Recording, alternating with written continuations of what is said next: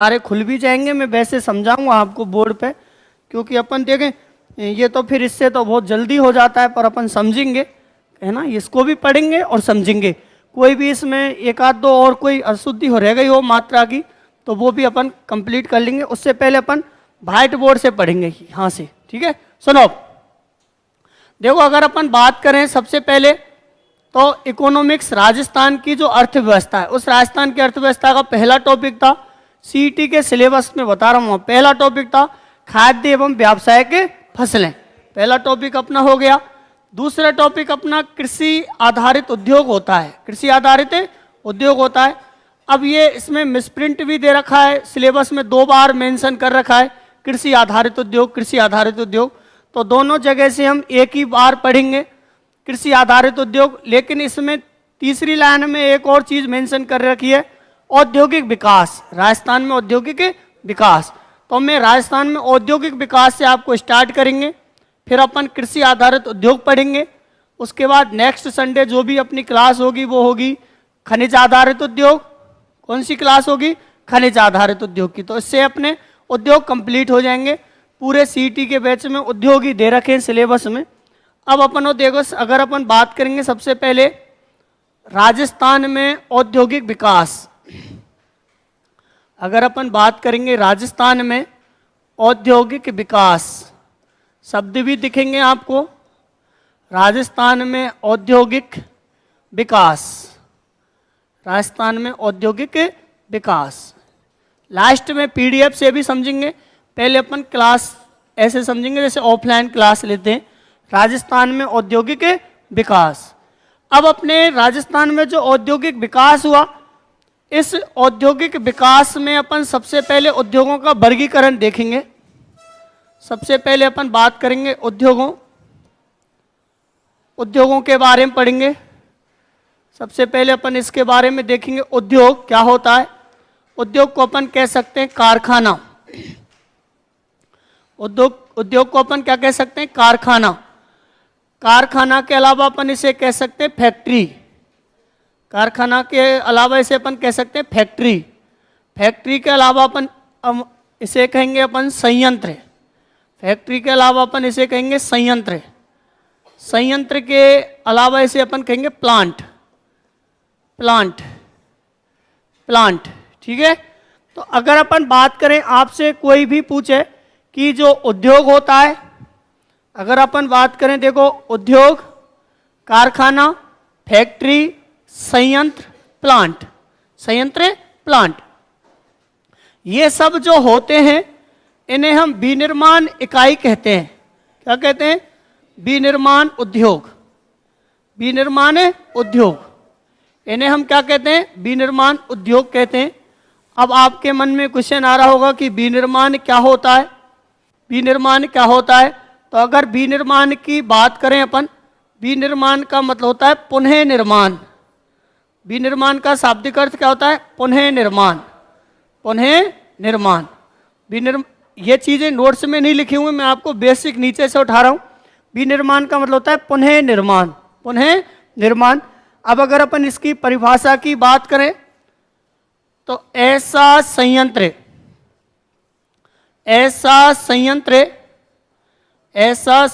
जिसमें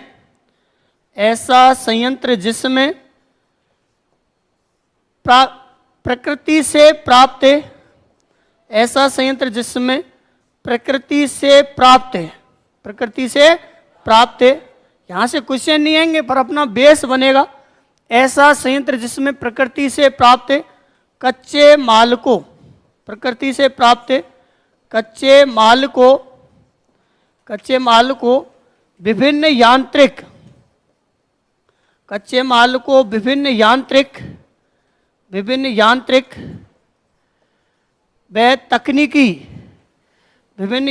व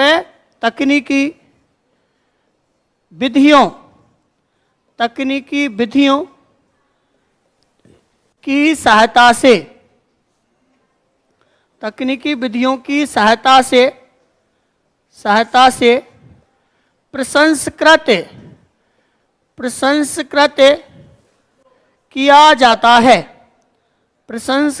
किया जाता है। किया जाता है। क्या कहलाता है? विनिर्माण उद्योग कहलाता है। क्या कहलाता है? विनिर्माण उद्योग कहलाता है। इस विनिर्माण उद्योग को अर्थव्यवस्था के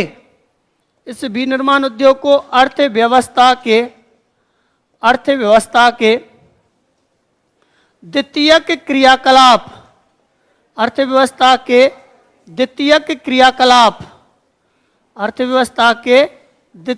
क्रियाकलाप में सम्मिलित किया जाता है। तृतीयक क्रियाकलाप में सम्मिलित किया जाता है। द्वितीयक क्रियाकलाप में सम्मिलित किया जाता है।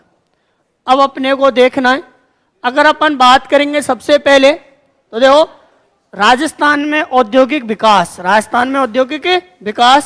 और राजस्थान में औद्योगिक विकास में देखें अपन उद्योगों में कौन कौन सी चीज आती हैं। जैसे अगर अपन उद्योग की बात करें तो देखो इसमें एक तो आता है उद्योग, क्या आता है? उद्योग। कारखाना, फैक्ट्री, संयंत्र और प्लांट सभी एक ही पर्यायवाची हैं। इनको हम विनिर्माण उद्योग भी कह सकते हैं। क्या कह सकते हैं? विनिर्माण उद्योग भी कह सकते हैं।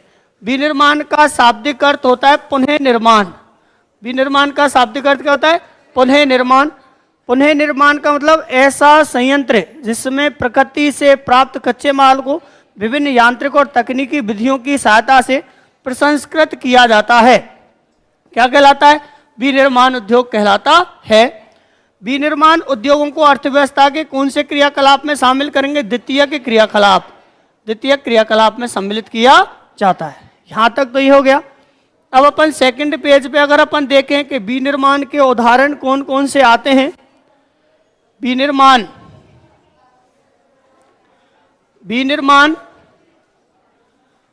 उद्योग या उद्योगों के उदाहरण। विनिर्माण उद्योगों के उदाहरण। अब आप समझ गए कि विनिर्माण क्या होता है। विनिर्माण का मतलब होता है कच्चे माल को प्रसंस्कृत माल में बदलना, परिवर्तित माल में बदलना। जैसे सबसे पहले बात करें कपास। अगर अपन सबसे पहले नंबर पे बात करें कपास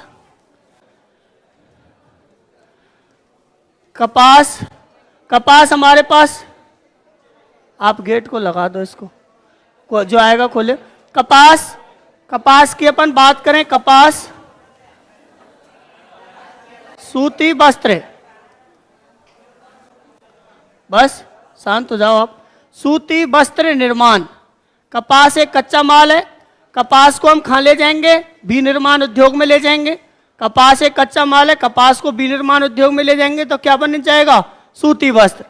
इसके बाद सेकंड नंबर पे बात करें तो गन्ना, और गन्ना से क्या होगा? चीनी। गन्ना से क्या बनेगी? चीनी निर्माण। इसके बाद अपन बात करें लौह अयस्क की बात करें तो लौह अयस्क से बन जाएगा इस्पात। लौह अयस्क से क्या बन जाएगा? लौह इस्पात बनेगा। जैसे ऊन की अगर अपन बात करें तो ऊन से बन जाएगा ऊनी वस्त्र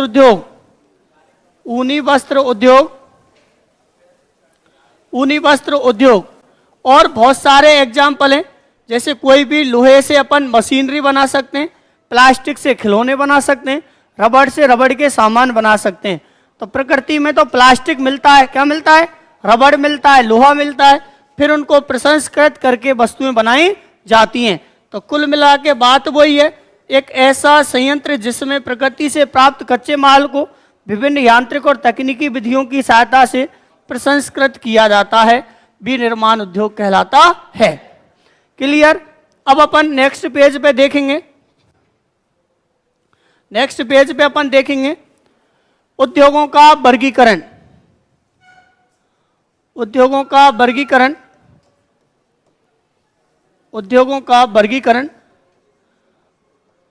उद्योगों के अगर वर्गीकरण की अपन बात करें, उद्योगों के वर्गीकरण में सबसे फर्स्ट नंबर पे देखेंगे। नंबर फर्स्ट, कच्चे माल के आधार पर। नंबर फर्स्ट में अपन देखेंगे कच्चे माल के आधार पर, कच्चे माल के आधार पर नंबर फर्स्ट पे जो उद्योग आएंगे कच्चे माल के आधार पर, कच्चे माल के आधार पर यानी ऐसे उद्योग जो अपने कच्चे माल के आधार पर उद्योग होते हैं, निर्भर होते हैं। तो कच्चे माल के आधार पर भी अपन सबसे फर्स्ट में बात करेंगे कृषि आधारित उद्योग। सबसे अपन फर्स्ट में बात करेंगे कृषि आधारित, और टॉपिक शायद अपना यही है, कृषि आधारित उद्योग। सबसे अपन फर्स्ट में बात करेंगे तो पहला आएगा कृषि आधारित उद्योग। कृषि आधारित उद्योग में अपने को कौन कौन से हैं, अपने देखो, ऐसे उद्योग जिनके लिए कच्चा माल कृषि से प्राप्त होता है, ऐसे उद्योग जिनके लिए कच्चा माल कृषि से प्राप्त होता है उन्हें कृषि आधारित उद्योग कहा जाता है। कृषि आधारित उद्योग में भी अपन सबसे फर्स्ट पर देखेंगे तो सबसे फर्स्ट पर है सूती, सूती वस्त्र उद्योग। सबसे फर्स्ट पर कौन सा आएगा अपना, सूती वस्त्र उद्योग। सबसे फर्स्ट नंबर पे आएगा सूती वस्त्र उद्योग। सेकंड नंबर पे अपन बात करेंगे तो चीनी उद्योग, चीनी उद्योग। इसके बाद नंबर थर्ड पे अपन बात करेंगे तो वनस्पति घी, हाँ वनस्पति घी उद्योग।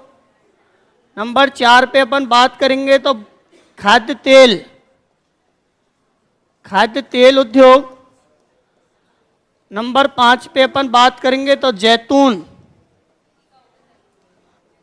जैतून का तेल होता है, ओलिव वृक्ष से अपन, जैतून का एक वृक्ष होता है ओलिव जिसे कहते हैं, जैतून तेल उद्योग, जैतून तेल उद्योग। जैतून तेल के बाद अपन पढ़ेंगे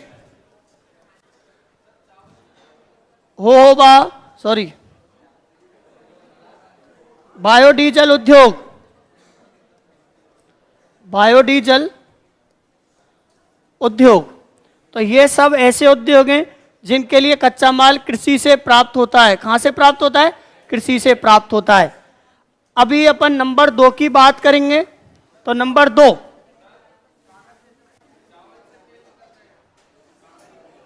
हाँ निकलता है। अब सुनो, पहले नंबर पर हो गए कृषि आधारित, पहले नंबर पर हो गए कृषि आधारित। मैं आपके समझाने की वजह से इतने आराम से समझा रहा हूँ, नहीं बाकी की इसमें पीडीएफ है सेव, मैं चाहता तो पीडीएफ से निकाल के भी समझा देता हूँ, उसमें मिलान पर में थोड़ा सा कि आपके दिमाग में सेट हो जाए। अभी इनको एक बार रिवाइज करेंगे तो अपन पहले इनको पढ़ेंगे। पहला तो हो गया अपना कृषि आधारित, कौन सा हो गया, कृषि आधारित, जिनके लिए कच्चा माल कृषि आधारित होता है। कृषि के साथ साथ एक क्रिया होती है पशुपालन। क्या होती है, पशुपालन। जो प्रत्येक किसान खेती करता है वो पशुपालन 100% करता है।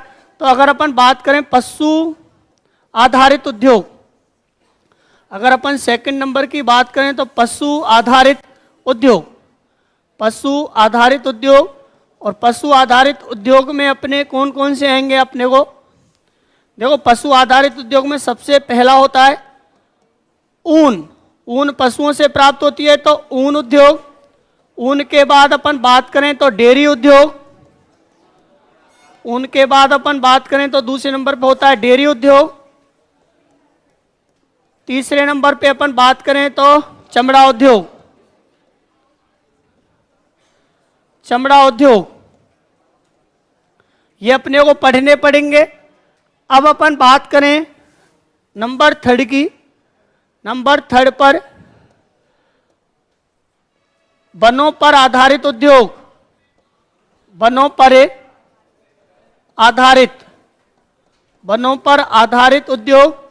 और वनों पर अपन आधारित उद्योग की बात करें तो वनों पर जो आधारित उद्योग हैं यानी ऐसे उद्योग जिनके लिए कच्चा माल वनों से प्राप्त होता है। कहाँ से प्राप्त होता है, वनों से प्राप्त होता है। अब वनों से तो अपन देखें खासकर जैसे बांस, बांस के अलावा इमारती लकड़ी, इमारती लकड़ी। तो खास फर्स्ट पे बात करेंगे बांस, बांस उद्योग। बांस उद्योग के अलावा लाख उद्योग, लाख उद्योग। लाख के अलावा गोंद, गोंद उद्योग, गोंद उद्योग, और गोंद उद्योग के अलावा नंबर 4 रेशम। आप आराम से शांति से पढ़ने पे ध्यान दें, अभी तो वो समझा के गए थे आपको,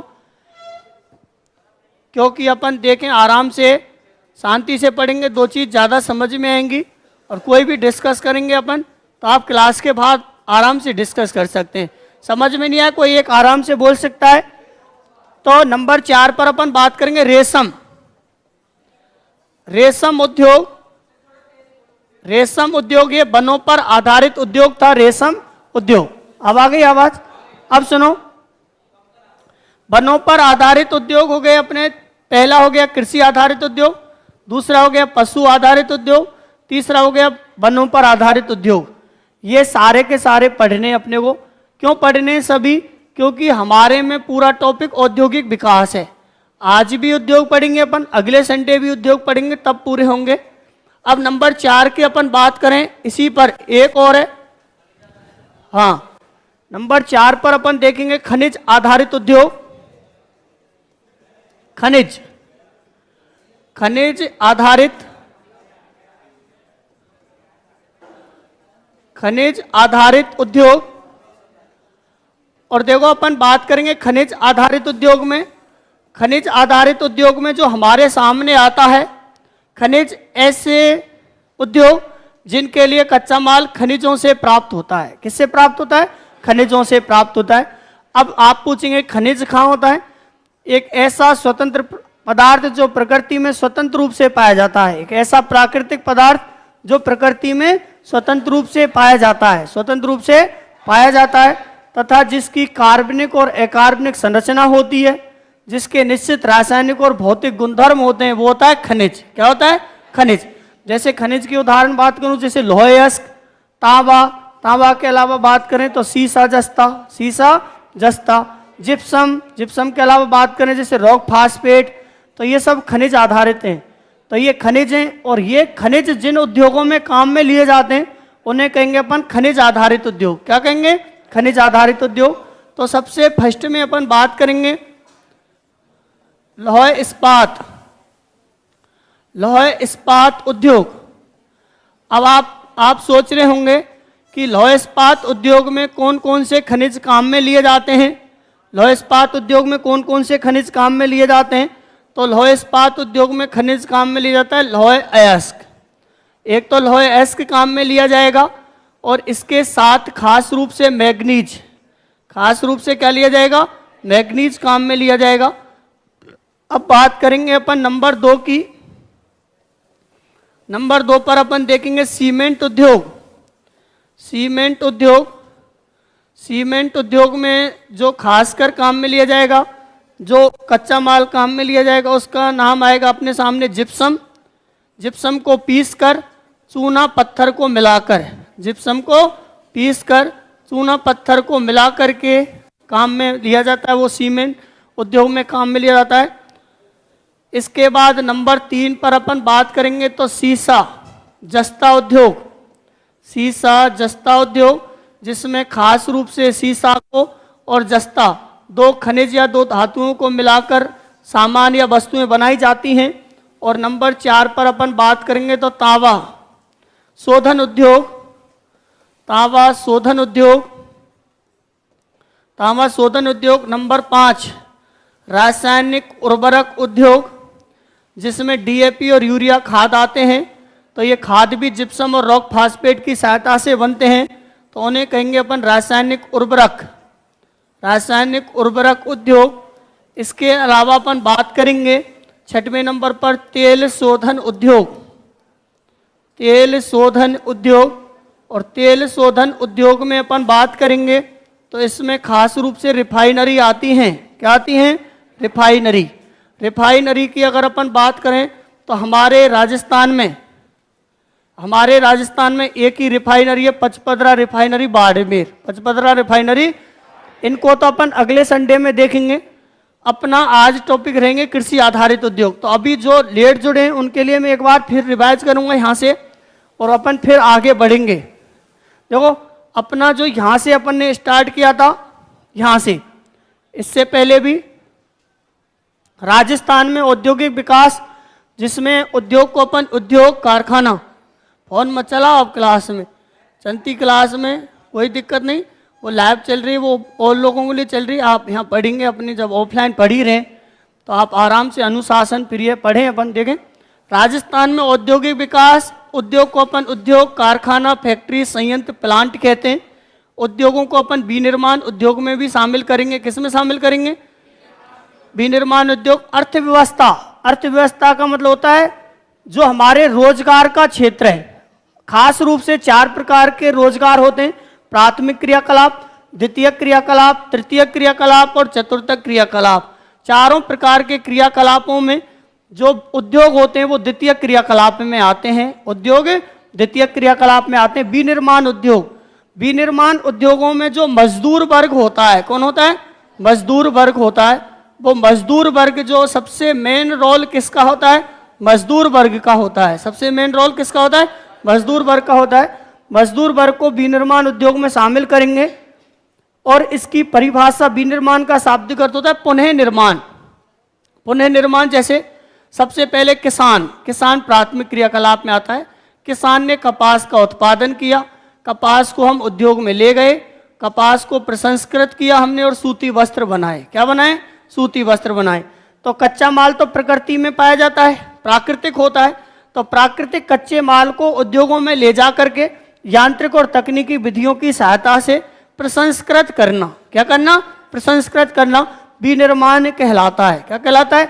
विनिर्माण कहलाता है। और विनिर्माण उद्योगों के अगर अपन उदाहरण की बात करें, बहुत सारे उदाहरण हैं, लेकिन अपन 4 उदाहरण से समझेंगे। जैसे प्रकृति में स्वतंत्र रूप से कपास पाया जाता है, तो कपास हम सूती वस्त्र का निर्माण करेंगे। किसका निर्माण करेंगे? सूती वस्त्र का। गन्ना से चीनी का निर्माण करेंगे। लोहेस्क से लोह इस्पात का निर्माण करेंगे, क्योंकि जमीन के अंदर से कच्चा लोहा निकलता है, उसमें मैग्नीज, डोलोमाइट, चूना पत्थर, कोक, कोयला मिला करके उसे लोह इस्पात में बदल देंगे। ऊन, ऊन से अपन ऊनी वस्त्र उद्योग बनाएंगे। और विभिन्न प्रकार के जैसे रबड़, तो रबड़ की वस्तुएं, प्लास्टिक, तो प्लास्टिक के खिलौने बनाए जाएंगे। वो सब विनिर्माण के उदाहरण है। इसके बाद मैंने अगर अपन देखें उद्योगों का वर्गीकरण, उद्योगों का वर्गीकरण पढ़ा। उद्योगों के वर्गीकरण में पहले नंबर पर कच्चे माल के आधार पर, कच्चे माल के आधार पर भी सबसे पहले अपन ने देखे कृषि आधारित उद्योग। कृषि आधारित उद्योग में पहला सूती वस्त्र, क्योंकि सूती वस्त्र उद्योग के लिए कच्चा माल क्या चाहिएगा? कपास। कपास कहाँ से प्राप्त होगा? कृषि से, तो कृषि आधारित उद्योग। दूसरा चीनी उद्योग, चीनी के लिए कच्चा माल चाहिए गन्ना, और गन्ना कहाँ से प्राप्त होगा? कृषि से। तीसरा वनस्पति घी, और वनस्पति घी के लिए भी कच्चा माल चाहिएगा, विभिन्न प्रकार की जो वनस्पतियों से ही बनता है, जिसे अपन देसी भाषा में डालडा कहते हैं। तो वनस्पति घी भी एक तरह से पेड़ों से ही रिलेटेड है। इसके अलावा खाद्य तेल, खाद्य तेल सरसों, सोयाबीन, मूंगफली से प्राप्त होता है। जैतून तेल, जैतून का वृक्ष होता है, उससे प्राप्त होता है। बायोडीजल, बायोडीजल की बात करें तो होहोबा, जोजोबा, जेट्रोपा, रतनजोत से प्राप्त होता है। इसके बाद अपन देखेंगे पशु आधारित उद्योग, जिनके लिए कच्चा माल पशुओं से प्राप्त होता है। कच्चा माल किससे प्राप्त होता है? पशुओं से प्राप्त होता है। ऐसे उद्योग जिनके लिए कच्चा माल पशुओं से प्राप्त होता है, पशुओं से प्राप्त होता है। खासकर अगर अपन देखेंगे तो एक तो ऊन भेड़ से प्राप्त होती है, खरगोश से प्राप्त होती है। डेयरी उद्योग, दूध पशुओं से प्राप्त होता है। चमड़ा उद्योग पशुओं से प्राप्त होता है। तो इनके लिए कच्चा माल कहाँ से प्राप्त होगा? पशुओं से प्राप्त होगा। वनों पर आधारित उद्योग, जिनके लिए कच्चा माल वनों से प्राप्त होता है, या जो वनों पर ही डिपेंड है। जैसे बांस, आपको चारपाई, कुर्सी, टेबल बनानी है तो बांस का प्रयोग करेंगे, सागवान का प्रयोग करेंगे। लाख, चूड़े जो बनाने के काम में आ जाती है, लाख, वो भी वनों से ही मिलती है। सर्वाधिक उत्पादन छत्तीसगढ़ राज्य में होता है। भारत में लाख का सर्वाधिक उत्पादन कहाँ होता है? छत्तीसगढ़ राज्य में होता है। गोंद, गोंद अगर अपन देखें खैर के वृक्ष से ज्यादा प्राप्त होता है, लेकिन बाड़मेर का चौटन क्षेत्र गोंद के लिए प्रसिद्ध है। रेशम उद्योग की बात करेंगे तो सेरीकल्चर कहलाता है रेशम का पालन। एक रेशम का कीड़ा होता है, मलबरी रेशम होता है जिसे, तो उसे अपन तसर पालन कहते हैं, वो भी उदयपुर में किया जा रहा है सबसे ज़्यादा। तो ये हो गए वनों पर आधारित उद्योग। इसके बाद बात करेंगे अपन खनिज आधारित उद्योग। खनिज में सबसे पहला आता है अपना लोहे इस्पात। लोहे इस्पात।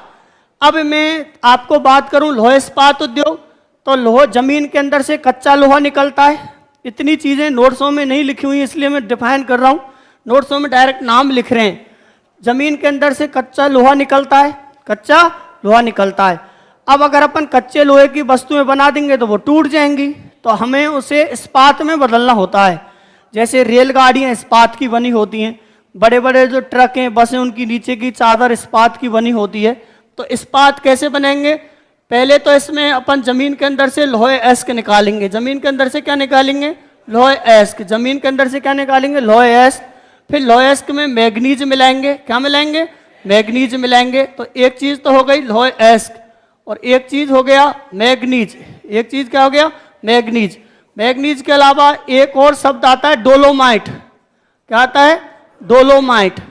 इन तीनों चीजों को मिला करके लोहे एस्क बनेगा। क्या बनेगा? लोहे एस्क। दूसरा सीमेंट उद्योग।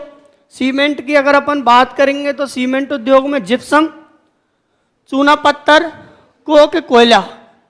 जिप्सम, चूना पत्थर और कोक, कोयला, तीनों को पीस करके सीमेंट बनाया जाता है। एसीसी, बनानी, जितना भी है सीमेंट, निम्बाहेड़ा, चित्तौड़गढ़ सर्वाधिक उत्पादन होता है। सीसा जस्ता की बात करें तो सीसा और जस्ता जुड़वा खनिज हैं, जमीन के अंदर से एक साथ निकलते हैं। तो इन दोनों खनिजों को भी इसमें प्रयोग करेंगे। तांबा शोधन उद्योग, खेतड़ी झुंझुनू में, कहाँ पर है? खेतड़ी झुंझुनू, तांबे का प्रयोग करेंगे। रासायनिक उर्वरक जैसे डीएपी, यूरिया, खाद बनाने का जो संयंत्र, जैसे चंबल, गढ़ेपान, कोटा में। चंबल फर्टिलाइजर्स कहाँ है? गढ़ेपान, कोटा में। तेल शोधन उद्योग, जहाँ पर कच्चे तेल को शुद्ध किया जाता है। जमीन के अंदर से कच्चा तेल निकलता है, खनिज तेल, उसे अपन शुद्ध करेंगे। क्या करेंगे? शुद्ध करेंगे। ठीक है। तो अपन ने पहला वर्गीकरण देखा किसके आधार पर? कच्चे माल के आधार पर। कच्चे माल के आधार पर। अब दूसरा वर्गीकरण देखेंगे अपन। मैं दूसरा आपको वर्गीकरण बताऊंगा। स्वामित्व। स्वामित्व, स्वामित्व ऑब्लिक अधिकार। स्वामित्व ऑब्लिक अधिकार ऑब्लिक नियंत्रण। स्वामित्व ऑब्लिक अधिकार ऑब्लिक नियंत्रण के आधार पर। स्वामित्व, स्वामित्व अधिकार नियंत्रण के आधार पर। नियंत्रण के आधार पर। स्वामित्व अधिकार नियंत्रण के आधार पर। आधार पर इसकी अगर अपन बात करेंगे, 4 भागों में बांटे गए हैं। कितने भागों में बांटे गए हैं? 4 भागों में बांटे गए हैं। 4 भागों में बांटे गए हैं। सबसे फर्स्ट की अगर अपन बात करेंगे तो व्यक्तिगत, व्यक्तिगत ऑब्लिक निजी। व्यक्तिगत ऑब्लिक निजी, ऐसे उद्योग जिन पर निजी व्यक्तियों का अधिकार होता है। निजी व्यक्तियों, निजी व्यक्तियों, निजी व्यक्तियों ऑब्लिक निजी कंपनियों, निजी कंपनियों का अधिकार। निजी व्यक्तियों ऑब्लिक निजी कंपनियों का अधिकार होता है। दूसरे नंबर पे अपन देखेंगे सार्वजनिक। दूसरे नंबर पर आते हैं सार्वजनिक। सार्वजनिक पर जो अधिकार होता है वो सरकार का होता है। सार्वजनिक, सार्वजनिक की अगर अपन बात करेंगे तो सरकार, सरकार का नियंत्रण। किसका नियंत्रण होता है? सरकार का नियंत्रण होता है। यानी ऐसे उद्योग जिन पर पर्सनल निजी व्यक्तियों का अधिकार है उसे कहेंगे व्यक्तिगत, और जिन पर सरकार का अधिकार है उन्हें कहेंगे सार्वजनिक। सार्वजनिक के बाद एक नंबर 3 पर और आता है, उसकी अगर अपन बात करें तो संयुक्त। नंबर 3 पर आता है संयुक्त, और नंबर 4 पर आता है सहकारी। नंबर 4 पर कौन सा आता है? सहकारी। अब अगर अपन संयुक्त की बात करेंगे तो जो संयुक्त अधिकार होंगे वो सरकार, सरकार प्लस निजी, सरकार प्लस निजी कंपनियों के अधिकार में होंगे। सरकार प्लस निजी कंपनियों के जो अधिकार में होंगे उन्हें अपन कहेंगे संयुक्त। क्या कहेंगे? संयुक्त। सरकार प्लस निजी कंपनियों के अधिकार में होंगे उन्हें कहेंगे संयुक्त। सहकारी की बात करें तो देखो, कच्चे माल के पूर्तिकारों, कच्चे माल के पूर्तिकारों, कच्चे माल के पूर्तिकारों तथा कच्चे माल के पूर्तिकारों तथा उत्पादकों, उत्पादकों दोनों का अधिकार होता है। कच्चे माल के पूर्तिकारों तथा उत्पादकों दोनों का अधिकार होता है। अब मैं आपको इसको पीडीएफ से बताता हूं, 1 मिनट है ना, 1 मिनट रुको। पीडीएफ से अपन देखेंगे, हाँ इसमें देखेंगे अपन। देखो सबसे पहले तो अपन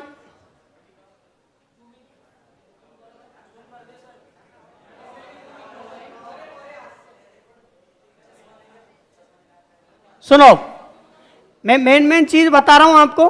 देखो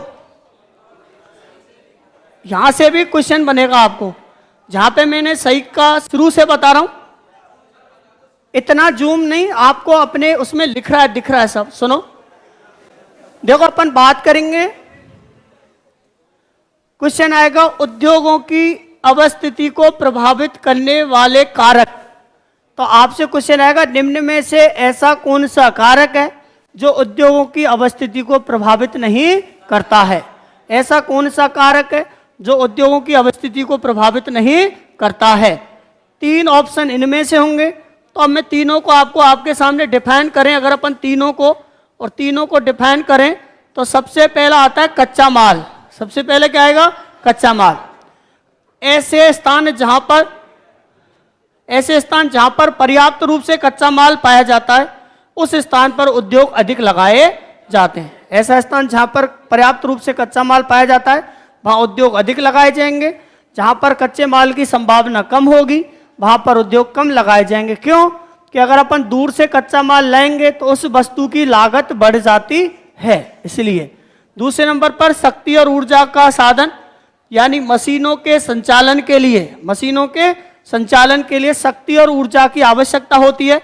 और खासकर शक्ति और ऊर्जा के लिए जो हम काम में लेते हैं, वो अपन काम में लेते हैं एक तो कोयला को, एक तो अपन काम में लेंगे कोयला को, एक अपन काम में लेंगे विद्युत ऊर्जा को, जल विद्युत ऊर्जा। एक किसको काम में लेंगे अपन?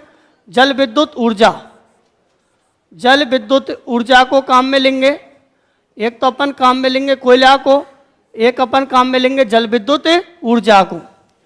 तो जिस स्थान पर कोयला ज्यादा है, जिस स्थान पर जल विद्युत ऊर्जा ज्यादा है, उस स्थान पर उद्योग अधिक लगाए जाते हैं। तीसरा अपन देखें सस्ता व कुशल श्रम। सस्ता व कुशल श्रम, मैं बोल बोल के बता रहा हूं। सस्ता व कुशल श्रम क्या होता है? किसी भी उद्योग को जब लगाता है तो मालिक की खासियत होती है, मालिक सोचता है कि मुझे सस्ते और कुशल श्रमिक मिले। क्या मिले? सस्ते और कुशल श्रमिक मिले। क्यों? कि जितना व्यक्ति कुशल होगा, लेकिन वो साथ साथ सस्ता भी होना चाहिए, जिससे खर्चा कम आए। तो हमें सस्ते के साथ साथ कुशल श्रमिक वाले क्षेत्रों में उद्योग लगाए जाते हैं। खासकर देखें तो बिहार, झारखंड, छत्तीसगढ़ में उद्योग क्यों ज्यादा हैं? क्योंकि वहां पर सस्ते और कुशल श्रमिक मिल जाते हैं। यातायात क्या होता है?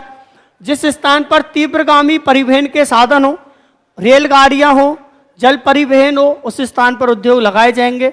मरुस्थल में उद्योगों की कमी क्यों है? मरुस्थल में तीव्रगामी परिवहन के साधन नहीं है, क्योंकि कच्चे माल को फैक्ट्रियों तक तथा तैयार माल को बाजारों तक पहुंचाने के लिए परिवहन की अति आवश्यकता होती है। ये केवल पॉइंट याद रखने, वो तो मैं थोड़ा सा आपको डिफाइन कर रहा हूं। नहीं, आपको तो एग्जाम में पॉइंट आएंगे। कैसे आएंगे? कौन सा कारक उद्योगों की अवस्थिति को प्रभावित नहीं करता है? उचित जलापूर्ति। कोई भी उद्योग हो, उसमें कच्चे माल को साफ करने के लिए और मशीनों में डालने के लिए जल की आवश्यकता होती है, तो जलापूर्ति होनी चाहिए। अनुकूल बाजार मतलब जहां पर विकसित और अनुकूल बाजार होगा, सामान तुरंत खपत हो जाएगा। हाँ, अनुकूल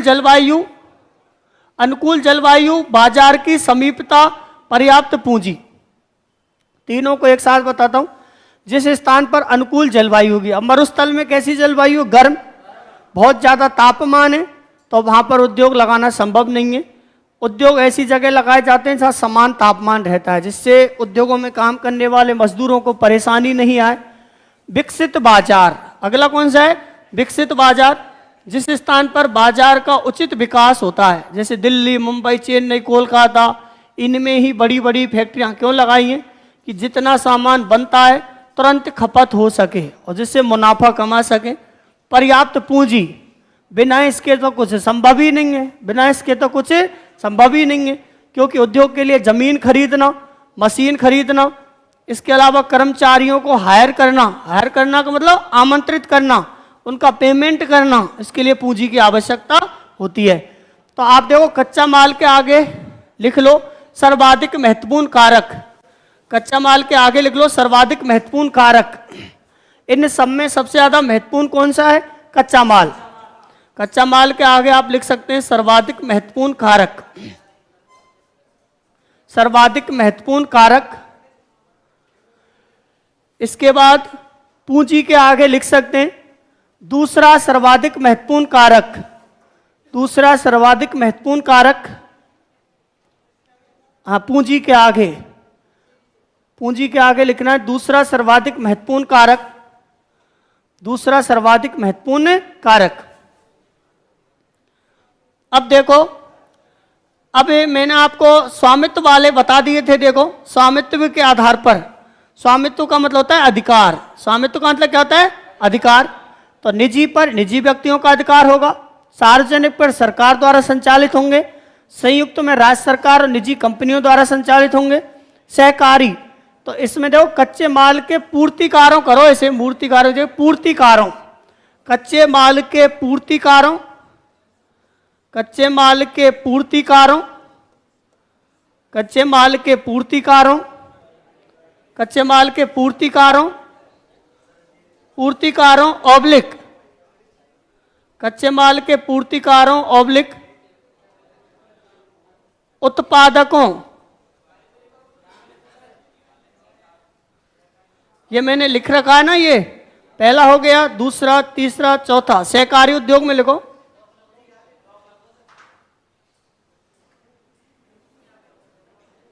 एक मिनट रुको। देखो सहकारी उद्योग में ये अपना लिख रहा है कच्चे माल के मूर्तिकारों जो पूर्तिकारों ऑब्लिक उत्पादकों तथा कामगारों द्वारा संचालित। जैसे आनंद, आनंद डेयरी भारत की सबसे बड़ी दुग्ध की डेयरी है, आनंद डेयरी भारत की सबसे बड़ी दुग्ध की डेयरी है, गुजरात में है। और सरस डेयरी राजस्थान की सबसे बड़ी डेयरी है दुग्ध उत्पादन में। तो ये दोनों जो दुग्ध का उत्पादन करती है, इसमें कच्चे माल के उत्पादकों का भी अधिकार है, पूर्तिकारों का भी अधिकार है, तो इन्हें सहकारी उद्योग में शामिल करेंगे।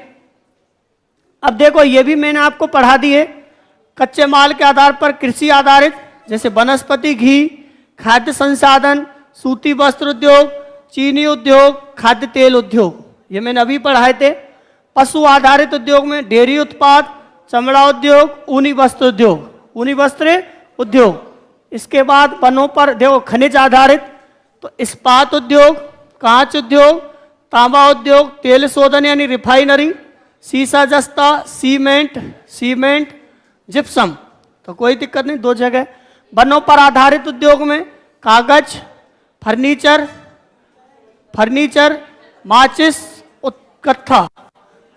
कत्था, ठीक है। कत्था खैर के वृक्ष से प्राप्त किया जाता है। कथौड़ी जनजाति का संबंध है, कथौड़ी जनजाति उदयपुर और चित्तौड़गढ़ में पाई जाती है। अब अपना जो ये रह गए एक आकार के आधार पर उद्योगों का वर्गीकरण, तो मैं आपको बताता हूं। देखो आकार के आधार पर अपन बांटेंगे, एक तो निवेशित पूंजी, श्रमिकों की संख्या और उत्पादन की मात्रा। किस उद्योग में कितनी पूंजी का निवेश किया गया है, निवेशित पूंजी का मतलब लगाया गया। मैं आपको एग्जांपल देता हूं। इसमें हमारे सामने 3 उद्योग आएंगे। कितने उद्योग आएंगे, 3 उद्योग आएंगे। कुटीर उद्योग, लघु उद्योग और बृहद उद्योग। कुटीर उद्योग, लघु उद्योग और बृहद उद्योग। यानी आकार के आधार पर निवेशित पूंजी, उत्पादन की मात्रा और श्रमिकों की संख्या के आधार पर 3 भागों में बांटा गया है, जिसमें कुटीर उद्योग, लघु उद्योग और लास्ट में कौन से बृहद उद्योग। अब अगर अपन बात करें कुटीर उद्योग की, तो कुटीर उद्योग ऐसे उद्योग जिनमें जो छोटे पैमाने के होते हैं, बहुत ज़्यादा छोटे पैमाने के होते हैं, जिनमें उत्पादन इकाई घर पर ही होती है। उत्पादन इकाई कहाँ पर होती है? घर पर ही होती है उत्पादन इकाई, और जिसमें परिवार के सदस्य मिलकर के उत्पादन करते हैं। एक बार दोबारा समझो, ऐसे उद्योग इसमें दे रखा है सब, ऐसे उद्योग जो घर में ही संचालित होते हैं, जिनमें छोटे पैमाने पर उत्पादन किया जाता है, परिवार के सदस्य जिनमें काम करते हैं और बहुत कम पूंजी लगाई जाती है। जैसे हस्तकला से संबंधित उद्योग, जैसे कुम्हार, इसका सबसे बढ़िया एग्जाम्पल है कुम्हार। कुम्हार अपनी हस्तकला के माध्यम से मिट्टी के बर्तन बनाता है। दूसरे नंबर पे बात करें, जैसे चीनी मिट्टी के बर्तन, भगवानों की मूर्तियां दीपावली के आसपास आती हैं, कागज की थैलियां, इसके अलावा टोकरी निर्माण, चटाई निर्माण, ये सब कुटीर उद्योगों के उदाहरण है। मिट्टी के अगरबत्ती निर्माण, बीड़ी निर्माण आ सकता है, कोई भी आ सकता है, लाख, गोंद, ये छोटे मोटे। अब दूसरे नंबर पे अपन बात करेंगे लघु उद्योग। ऐसे उद्योग जिनमें कारखाना घर से बाहर होता है, जिसमें कम से कम 5 से 10 श्रमिक होते हैं, 5 से 10 श्रमिक होते हैं, और कम से कम 5 से 10 लाख की पूंजी भी निवेश की जाती है, और जिनमें कुटीर उद्योगों से अधिक उत्पादन होता है। तो उनके जो एग्जाम्पल हैं आपके सामने, जैसे रंगाई छपाई उद्योग, ईंट उद्योग, माचिस उद्योग। अब तीसरे नंबर पे हमारे पास आएंगे बृहद उद्योग। बृहद उद्योग का मतलब होता है ऐसे उद्योग जिनमें अत्यधिक पूंजी निवेश होता है, अत्यधिक, करोड़ों की संख्या में, अरबों की संख्या में होता है, विशाल क्षेत्रफल पर फैले होते हैं, और जिनमें अत्यधिक मात्रा में उत्पादन होता है तथा श्रमिकों की अधिकता होती है, और जिनमें तकनीकी और प्रौद्योगिकी का प्रयोग किया जाता है। किसका प्रयोग किया जाता है? तकनीकी और प्रौद्योगिकी का प्रयोग किया जाता है। उन उद्योगों को बृहद उद्योग में शामिल करेंगे, जैसे सूती वस्त्र उद्योग, चीनी उद्योग, लोहा इस्पात उद्योग। ये तीनों बृहद पैमाने के उद्योग हैं। अगर आपसे पूछे कि भारत का सबसे बड़ा बृहद उद्योग कौन सा है, तो सूती वस्त्र उद्योग। कौन सा है? सूती वस्त्र उद्योग। दूसरे अपन सबसे बड़े की बात करेंगे तो लोहा इस्पात उद्योग भी है, चीनी उद्योग भी है, सभी उद्योग हैं।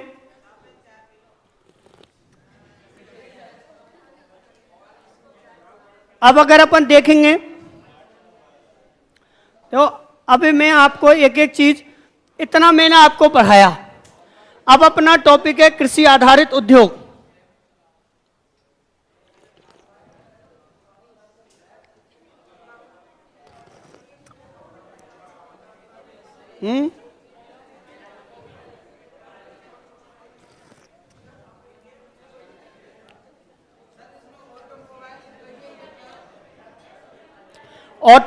ऑटोमोबाइल का मतलब होता है वाहन निर्माण। ऑटोमोबाइल का मतलब होता है वाहन निर्माण। ऑटोमोबाइल, हाँ। अब सुनो, अब अपन पेज से पढ़ेंगे।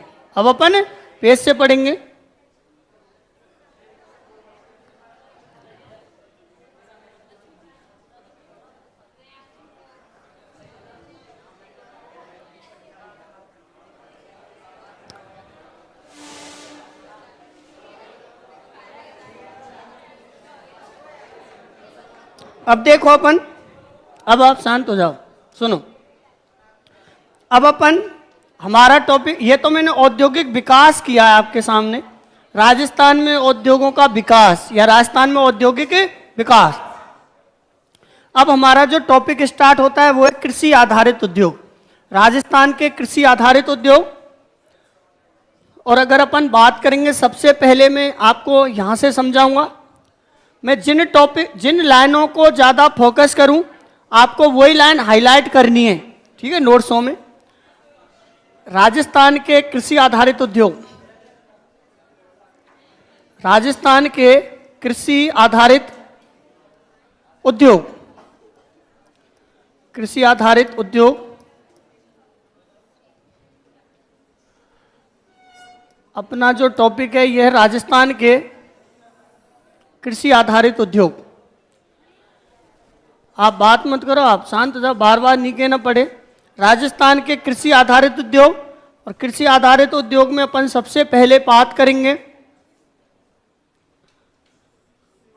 सबसे पहले सूती वस्त्र उद्योग।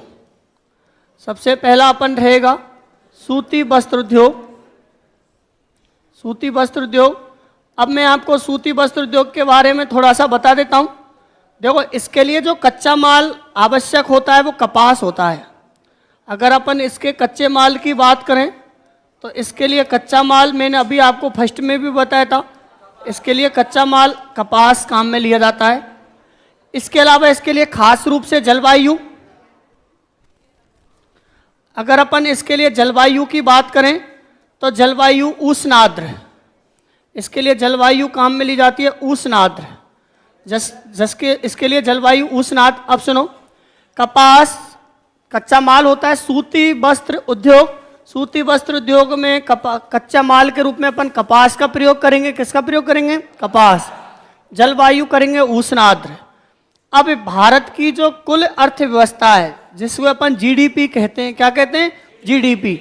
जीडीपी का मतलब होता है ग्रॉस डोमेस्टिक प्रोडक्ट। जीडीपी का मतलब होता है ग्रॉस डोमेस्टिक प्रोडक्ट, और इस जीडीपी को अपन कहते हैं सकल घरेलू उत्पाद।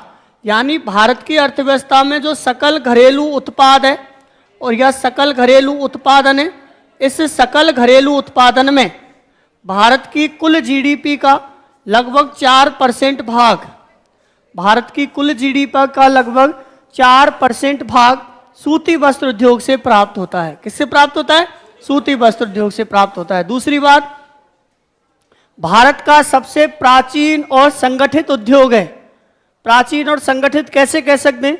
इस उद्योग का विकास प्राचीन काल से ही था। राजा महाराजाओं के टाइम पे भी बनाए जाते थे, और स्वतंत्रता आंदोलन के समय, अगर अपन बात करें स्वतंत्रता आंदोलन के समय, स्वतंत्रता आंदोलन के समय भी गांधी जी ने असहयोग आंदोलन के समय खादी वस्त्रों को पहनने पर जोर दिया था। तो चरखे और करघे के कारण ये भारत का और राजस्थान का सबसे प्राचीन और संगठित उद्योग है। दूसरा बात करें,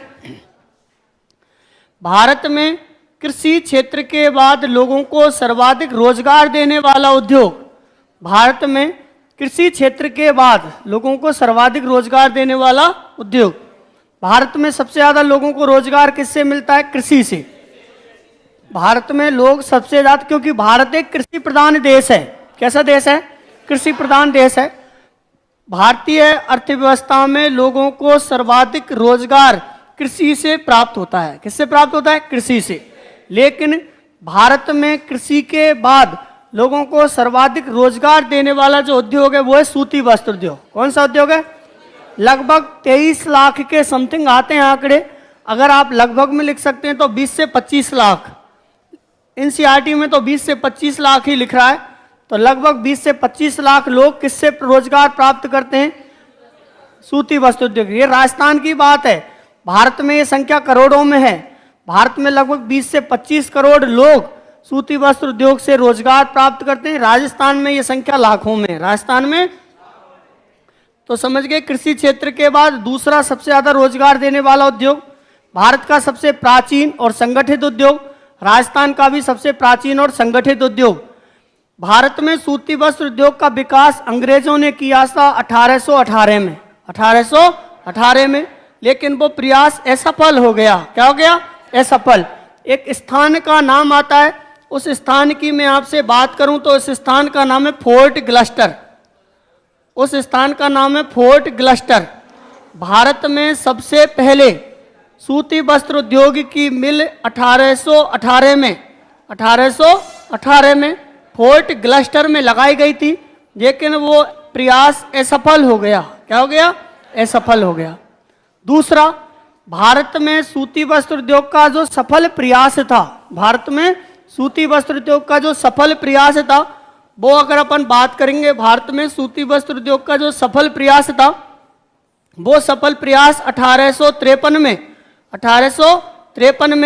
कबासजी डाबर ने, 1853 में तो रेल लाइनें थी। भारत में सूती वस्त्र उद्योग का सफल प्रयास 1854 में कवासजी डाबर ने किया था, और कवासजी डाबर ने जो मिल लगाई थी वो मुंबई में स्थापित की थी। भारत में सबसे पहले रेल लाइन का विकास 1853 में हुआ। सबसे पहली रेल मुंबई में ही चलाई गई, 34 किलोमीटर मुंबई से थाने के बीच, लॉर्ड डलहौजी के शासनकाल में। किसके शासनकाल में? लेकिन भारत में सूती वस्त्र उद्योग का सफल प्रयास 1854 में हुआ। मिल में लगाई गई पहली भारत की सफल सूती वस्त्र कवासजी डाबर ने लगाई थी। अब अपन सेकंड पेज पे बात करेंगे राजस्थान की। किसकी बात करेंगे? राजस्थान की। मैं राजस्थान के कुछ फैक्ट हैं जिनको डायरेक्ट बोल के सुना रहा हूं आपको। अगर अपन राजस्थान की बात करें तो राजस्थान में सूती वस्त्र उद्योग का सबसे प्राचीन केंद्र ब्यावर, सेकंड पेज पे मिल जाएगा। राजस्थान में सूती वस्त्र उद्योग का सबसे प्राचीन केंद्र ब्यावर अजमेर को माना जाता है। किसको माना जाता है? ब्यावर अजमेर को माना जाता है। अगर इसी प्रश्न को चेंज करके पूछे कि राजस्थान में सूती वस्त्र उद्योग का आधुनिक केंद्र, तो भीलवाड़ा को माना जाता है। राजस्थान में सूती वस्त्र उद्योग का प्राचीन केंद्र ब्यावर अजमेर को माना जाता है, जबकि राजस्थान में सूती वस्त्र उद्योग का आधुनिक केंद्र भीलवाड़ा को माना जाता है। किसको माना जाता है? भीलवाड़ा को माना जाता है। इसके बाद वर्ष 2013 में राजस्थान सरकार ने भीलवाड़ा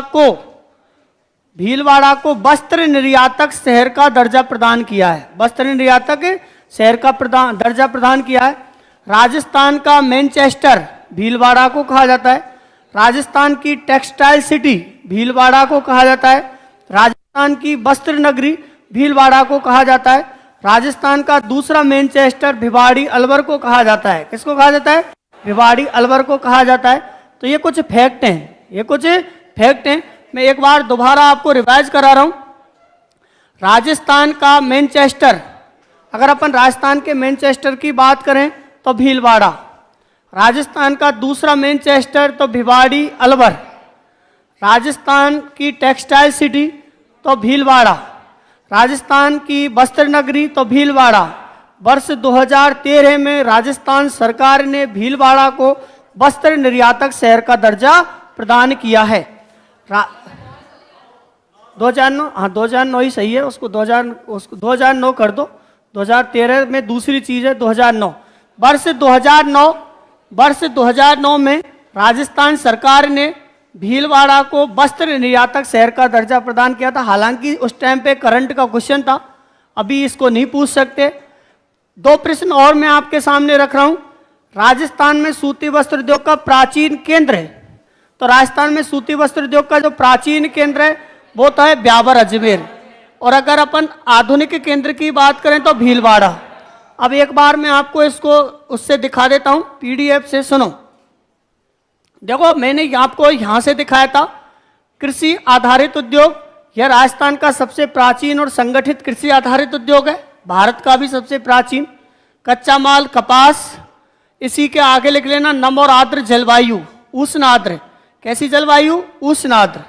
मैं आपको इसी के सामने लिखा देता हूं कैसी जलवायु होनी चाहिए। उष्ण आर्द्र जलवायु, उष्ण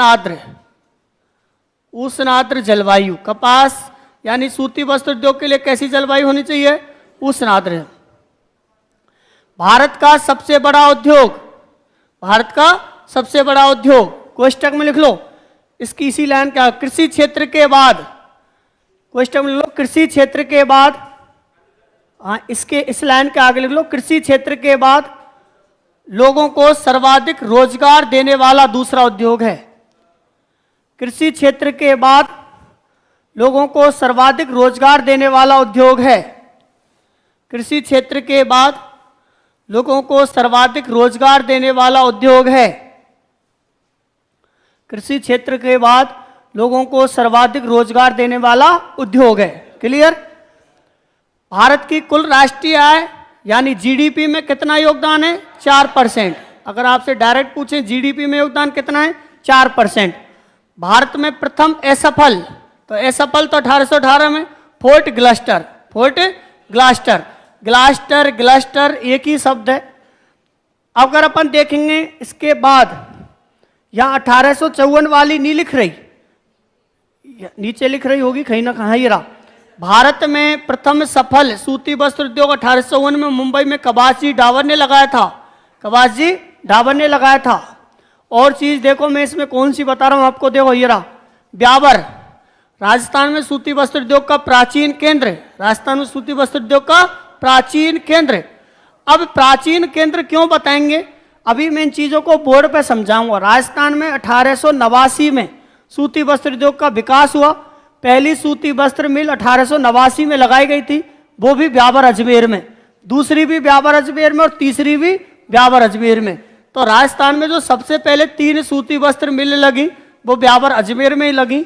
तो सबसे प्राचीन केंद्र कौन माना जाता है, ब्यावर अजमेर को। लेकिन वर्तमान में सूती वस्त्र का सर्वाधिक उत्पादन भीलवाड़ा में हो रहा है, तो भीलवाड़ा को वर्तमान केंद्र माना जाता है। भीलवाड़ा देखो यहाँ computer aided design centre, computer से डिजाइन ऐड किए जाते हैं, यानी कोई भी वस्त्र की पहले डिजाइन बनाई जाती है कि कैसी शर्ट बनेंगी, कैसे जीन्स बनेंगे और फिर उनको लोग पहनेंगे। तो कंप्यूटर एडेड डिजाइन सेंटर कहाँ पर स्थापित किया गया, भीलवाड़ा में।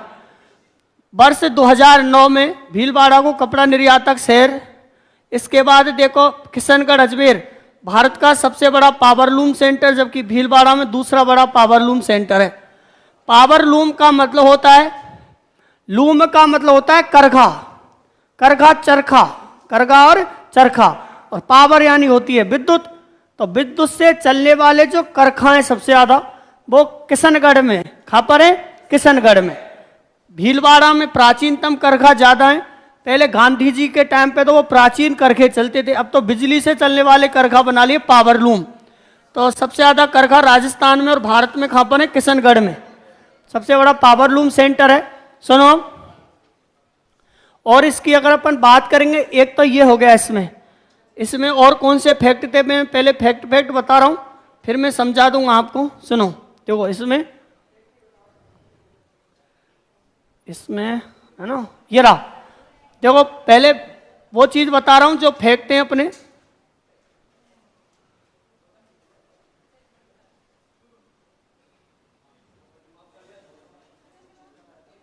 देखो भीलवाड़ा राजस्थान की वस्त्र नगरी, राजस्थान की वस्त्र नगरी, टेक्सटाइल सिटी राजस्थान का मैनचेस्टर, भिवाड़ी राजस्थान का नवीन या दूसरा मैनचेस्टर। वर्ष 2009 में भारत सरकार ने भीलवाड़ा को वस्त्र नगरी का दर्जा दिया। भारत सरकार और राजस्थान सरकार दोनों ने दे रखा है। भीलवाड़ा को town of export excellence for textile city, textile city यानी टेक्सटाइल सिटी का भी दर्जा दिया गया है। सूती वस्त्र उद्योग का सबसे प्राचीनतम परंपरागत संगठित उद्योग है। अब इसी में ही आप यहाँ ऊपर लिख सकते हैं, ऊपर ही ऊपर एक लाइन ऐड कर दो, फिर मैं खाली पेज से समझाऊंगा। नोट्सों के ऊपर या पीछे की साइड में लिख लो, खाली पेज है, जो चीज इसमें लिखी नहीं रही है उनको ऐड करा रहा हूं, स्टार बना के लिखो।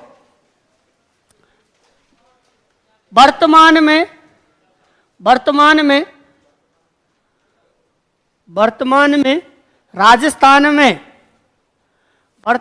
राजस्थान में सूती वस्त्र उद्योग का, वर्तमान में राजस्थान में सूती वस्त्र उद्योग का सबसे नवीनतम केंद्र, वर्तमान में राजस्थान में सूती वस्त्र उद्योग का सबसे नवीनतम केंद्र भीलवाड़ा है।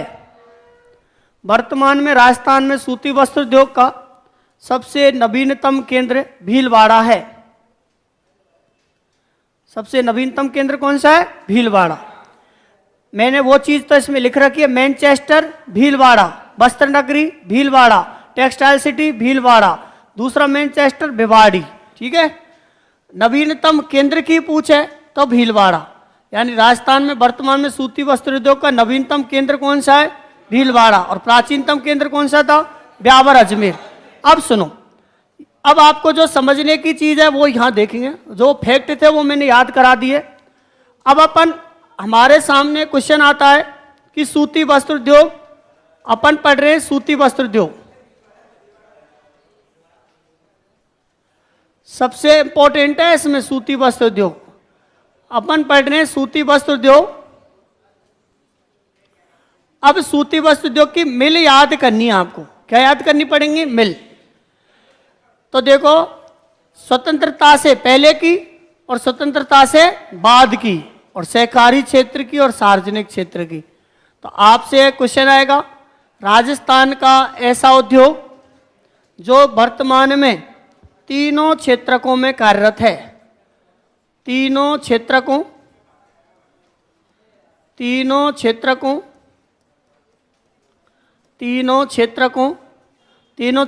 में आता है निजी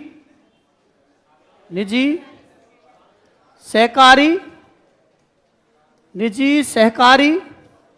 सार्वजनिक, निजी सहकारी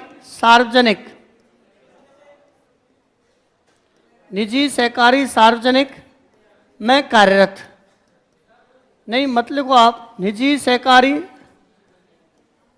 सहकारी लिख रहा है उनमें, तीनों क्षेत्रकों में कार्यरत, निजी सहकारी सार्वजनिक। यानी इसकी कुछ फैक्ट्रियां अपने को निजी भी मिलेंगी, कुछ सहकारी, कुछ सार्वजनिक, कुछ क्या मिलेंगी? सार्वजनिक।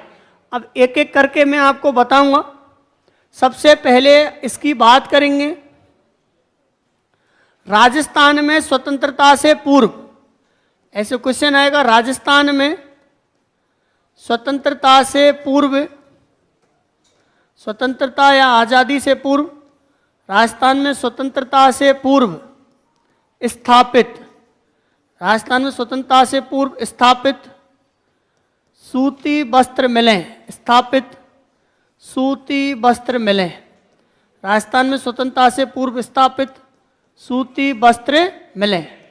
कौन कौन सी मिलें? नहीं मिलें, मील यानी होता है दोपहर का भोजन, मील यानी होता है दोपहर का भोजन। जैसे सरकारी स्कूल में चलता है मिड डे मील, दोपहर के समय दिया जाने वाला भोजन, उसे मध्याह्न कहते हैं। क्या कहते हैं? मध्याह्न। तो जब बड़े की मात्रा लग जाएगी तो वो मील हो जाएगा। मील यानी हो जाए भोजन, मील यानी होता है भोजन। यह है मिल, मिल यानी होता है संयंत्र, मिल यानी क्या होता है? संयंत्र। तो थोड़ा सा अपन उच्चारण सही करेंगे। राजस्थान में स्वतंत्रता से, मील तो देसी लोग कहेंगे गांवों में कि मील लगा दी, मील नहीं लगाई, मिल है। क्या लगाई है? मिल, या उद्योग या संयंत्र या फैक्ट्री या कारखाना या विनिर्माण उद्योग। क्या लगाया? विनिर्माण उद्योग। अब सुनो, राजस्थान में स्वतंत्रता से पूर्व स्थापित सूती वस्त्र मिल कौन कौन सी हैं? यहीं से क्वेश्चन बनेगा आपको। क्वेश्चन ऐसे बनेगा, निम्न में से कौन सी मिल स्वतंत्रता से पूर्व की स्थापित नहीं है? स्वतंत्रता से पूर्व की स्थापित नहीं है। तो आपको 3 मिल तो ऐसी देगा जो 1947 से पहले की होंगी, 1 मिल ऐसी देगा जो 1947 के बाद होगी। तो जो 1947 के बाद होगी वो आपका आंसर होगा। वो क्या होगा? आपका आंसर होगा। तो कौन कौन सी हैं? आवाज मत करो आप, है ना। जिनको नहीं पढ़ना है भले जा सकते हैं, आवाज नहीं करेंगे। अब समझ में नहीं आ रही तो भी जा सकते हैं। अब समझ में आ रही कि नहीं आ रही आप बताओ, तो बैठे रहो, है ना। नहीं आ रही तो आप चले जाना। राजस्थान में स्वतंत्रता से पूर्व स्थापित, राजस्थान में स्वतंत्रता से पूर्व स्थापित सूती वस्त्र मिल कौन कौन सी हैं? तो अपन फर्स्ट की बात करेंगे। देखो, मैं एक एक शब्द लिखूंगा बस। कृष्णा मिल्स, वो आप आराम से लगा देना। सूती वस्त्र मिल्स, पूरा नाम तो मैंने उधर दे ही रखा है नोट्स में, कृष्णा मिल्स। क्यों मैं पूरे नाम क्यों याद नहीं कराता? क्योंकि देखो ये काम आरपीएससी का है। वह आरपीएससी ऑप्शन में पूरे नाम लिख लिख के देगी अपने को। अपने को तो छांटने बस कौन सा है कौन सा नहीं है। अपने को मेंस पेपर थोड़ी लिखना आरएएस का, वो तो अपने को ऐसे देगी निम्न में से कौन सी आज़ादी से पूर्व की नहीं है, तो अपन एक एक नाम से ही पकड़ लेंगे। तो Krishna cotton mills, Krishna cotton mills या कृष्णा सूती वस्त्र मिल्स, मिल्स की अपन बात करें तो ये लगाई थी 1889 में, 1889 में। और ये जो मिल थी ये निजी क्षेत्र की थी। मैंने अभी आपको जो चीज़ बताई है ना वो यही चीज़ है कि राजस्थान में सूती वस्त्र उद्योग तीनों क्षेत्रकों में कार्यरत है। राजस्थान में सूती वस्त्र उद्योग तीनों क्षेत्रकों में कार्यरत है, निजी, सहकारी और सार्वजनिक। निजी यानी पर्सनल भी हैं, सहकारी यानी मिले जुले भी हैं, और सार्वजनिक यानी सरकारी भी हैं। तो ये तो निजी थी। किसने स्थापित करी? सेठ दामोदर दास राठी। उसमें नाम नहीं दे रखा है तो लिख लो, सेठ दामोदर दास राठी। पीछे की साइड में लिख लो, पीछे स्टार बना के लिखो। हाँ, ऐसी चीज में लिखा दूंगा, पीछे पेज इसलिए खाली चढ़वाया है, पीछे पीछे के लिख लो। सूती वस्त्र उद्योग की, सूती वस्त्र उद्योग की, जब तो जो भाग गए उनसे ज्यादा सीख के जाएंगे। हाँ, वो भाग गए नोट्सों को लेके, उन्होंने सोचा इसमें ही सब कुछ है, उसमें से मेन चीजें रख ली कि जो लास्ट तक क्लास में बैठेगा उसको पर्याप्त ज्ञान मिलेगा। समझ गए? ऐसे टीचर पर्याप्त ज्ञान दे देना ऑनलाइन में, तो फिर ऑफलाइन में कौन आए पढ़ने?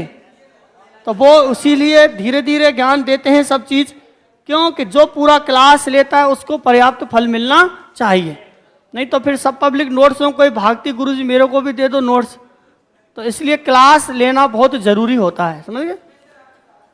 नीचे की लाइन में देखो, राजस्थान में सूती वस्त्र उद्योग, राजस्थान में सूती वस्त्र उद्योग की, एक मिनट रुको, सूती वस्त्र उद्योग की, सूती वस्त्र उद्योग की पहली मिल, सूती वस्त्र उद्योग की पहली मिल, पहली मिल, पहली मिल, और ये अपने को पहली मिल, यहां से मैं आपको देखो इधर पहली मिल बताऊं, ये रहा है ना पहली मिल, पूरा नाम लिखाएंगे अपन, द कृष्णा, पहली मिल में लिखेंगे the Krishna mills limited.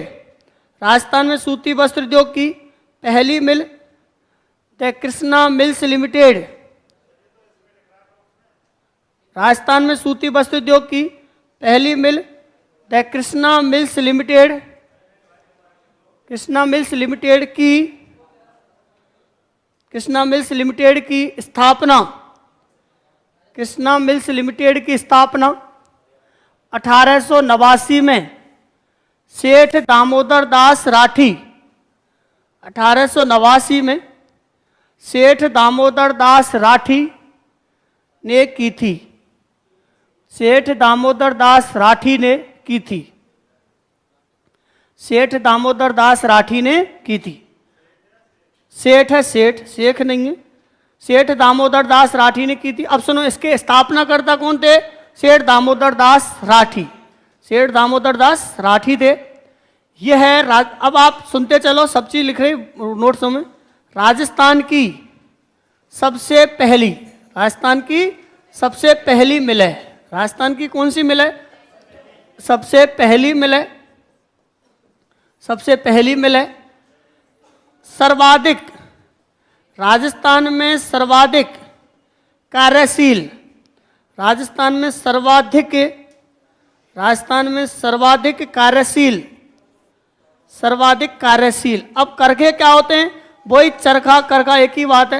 Rajasthan में सर्वाधिक कार्यशील करघों वाली मिल, राजस्थान में सर्वाधिक कार्यशील करघों वाली मिल है। राजस्थान में सर्वाधिक जो कार्यशील कर्घ हैं वो इसी मिल में है, Krishna mills, the Krishna mills limited, the Krishna mill सूती वस्त्र मिल द कृष्णा के नाम से। अब दूसरी अपनी देखो, नाम याद रखना, the Edward, the Edward mills, Edward mills Rajasthan की दूसरी सूती वस्त्र मिल है। राजस्थान की कौन सी है? दूसरी सूती वस्त्र मिल है, और इसकी स्थापना 1906, इसकी स्थापना कब करी? 1906 में करी। और ये जो अपन बात करें ये भी निजी क्षेत्र में स्थापित है, निजी क्षेत्र में स्थापित है। और इसकी बात करें तो ये भी ब्यावर अजमेर में है। कौन सी जगह है? ब्यावर अजमेर में है। इनकी सबकी लोकेशन भी याद रखनी है आपको, ब्यावर अजमेर में है। तीसरे नंबर पे अपन बात करेंगे महालक्ष्मी मिल्स, महालक्ष्मी मिल्स की अपन बात करेंगे तो महालक्ष्मी जो मिल्स है ये 1926 में स्थापित हुई, और इसकी जो अपन बात करेंगे ये भी निजी क्षेत्र में स्थापित है, निजी क्षेत्र में स्थापित है। और ये भी अगर अपन बात करेंगे तो ब्यावर अजमेर में है। कौन सी जगह है? ब्यावर अजमेर में है। ब्यावर अजमेर में। तो अब आप पहले तो ये देखो, तीनों चीज अब तक 3 पढ़ी है हमने। आपसे अगर ऐसे पूछ ले राजस्थान की 3 सबसे पहली, तो ये मिले द कृष्णा मिल्स, सूती वस्त्र उद्योग के नाम, एक एक नाम याद रखो बस। द कृष्णा मिल्स ब्यावर अजमेर राजस्थान की पहली। द एडवर्ड मिल्स निजी है 1906 ब्यावर अजमेर। महालक्ष्मी 1926 ब्यावर अजमेर। तो राजस्थान की पहली 3 सूती वस्त्र मिल कहाँ स्थापित हुई? ब्यावर अजमेर में। तो राजस्थान में सूती वस्त्र उद्योग का प्राचीन केंद्र कौन सा है? ब्यावर अजमेर। ब्यावर अजमेर। अब नंबर 4 की अपन सुनते चलो पर बात मत करो आराम से। नंबर 4 की बात करें तो मेवाड़। मेवाड़ टेक्सटाइल। टेक्सटाइल का मतलब वही होता है सूती वस्त्र उद्योग की मिल। टेक्सटाइल इधर जो अपन पहले जहाँ कोचिंग चलती थी लोहिया मिल में चलती थी एक ओसमोस, तो लोहिया मिल में कपड़े की दुकान है। उस मार्केट में किसकी दुकान है? तो उन सब कपड़ाओं की दुकान पे ये लिख रहा है टेक्सटाइल। टेक्सटाइल जो उनके नाम होंगे जैसे सिंघल गारमेंट्स, सिंघल टेक्सटाइल, सियाराम के सूट, और उन कंपनियों के लिख रहे नाम टेक्सटाइल। टेक्सटाइल क्यों है? कि वो सूती वस्त्र उद्योग की दुकान है। सब किसकी दुकान है? सूती वस्त्र उद्योग की। तो मेवाड़ टेक्सटाइल की अगर अपन बात करें तो मेवाड़ टेक्सटाइल की स्थापना 1938 में हुई और यह है भीलवाड़ा में। कौन सी जगह? भीलवाड़ा में। यह भी कैसी थी? निजी। ये भी निजी क्षेत्र की है। ये भी निजी क्षेत्र की है। अब अपन नंबर 5 की बात करेंगे। नंबर 5 महाराजा उम्मेद सिंह। महाराजा उम्मेद सिंह। महाराजा उम्मेद सिंह। महाराजा उम्मेद सिंह की अगर अपन बात करें तो महाराजा उम्मेद सिंह वैसे तो जोधपुर के शासक थे। कहाँ के शासक थे? इन्होंने जवाई बांध का भी निर्माण करवाया था महाराजा उम्मेद सिंह ने। जवाई बांध को मारवाड़ का अमृत सरोवर कहा जाता है। पश्चिमी राजस्थान का सबसे बड़ा बांध जवाई बांध, तो वही महाराजा उम्मेद सिंह है। तो पाली भी पहले मारवाड़ में ही आता था। तो इसकी स्थापना जो हुई है 1942 में हुई है। और ये जो पड़ेगी वो पाली में पड़ेगी। कहाँ पर पड़ेगी? पाली में पड़ेगी। और ये भी अगर अपन बात करें तो निजी है। कैसी है? निजी है। महाराजा उम्मेद सिंह मिल भी निजी है। अब नीचे अगर अपन बात करेंगे, ये थोड़ी सी वेरी मोस्ट है। राजस्थान में सर्वाधिक उत्पादन, राजस्थान में सर्वाधिक उत्पादन, राजस्थान में सर्वाधिक उत्पादन करने वाली, राजस्थान में सर्वाधिक उत्पादन करने वाली सूती वस्त्र मिल। राजस्थान में सर्वाधिक उत्पादन करने वाली सूती वस्त्र मिल। तो आपसे पूछेगा राजस्थान में सर्वाधिक, मैंने वो 3 अवरोही क्रम में लिखा रखी हैं। राजस्थान में सर्वाधिक सूती वस्त्र उद्योग की जो 3 है वो अवरोही क्रम में लिखा रखी हैं। उसमें सबसे ऊपर है महाराजा उम्मेद सिंह। तो राजस्थान में सर्वाधिक सूती वस्त्र का उत्पादन करने वाली जो मिल है वो कौन सी है? उम्मेद सिंह। देखो ये रहा। अपन बात करेंगे इससे अगले यहाँ पर देखेंगे राजस्थान में सूती वस्त्र उद्योग की जो मिल है इस पे सुनो। देखो यहाँ से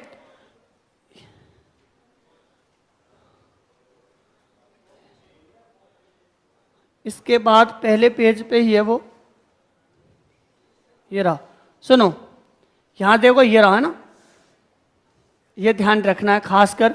राजस्थान में सूती वस्त्र उत्पादन करने वाली मिलों का अवरोही क्रम। ऐसे क्रम वाले प्रश्न आएंगे, आरोही और अवरोही। अवरोही का मतलब होता है घटते हुए क्रम में, आरोही का मतलब होता है बढ़ते हुए क्रम में। मैं आपको एक बार बता देता हूं।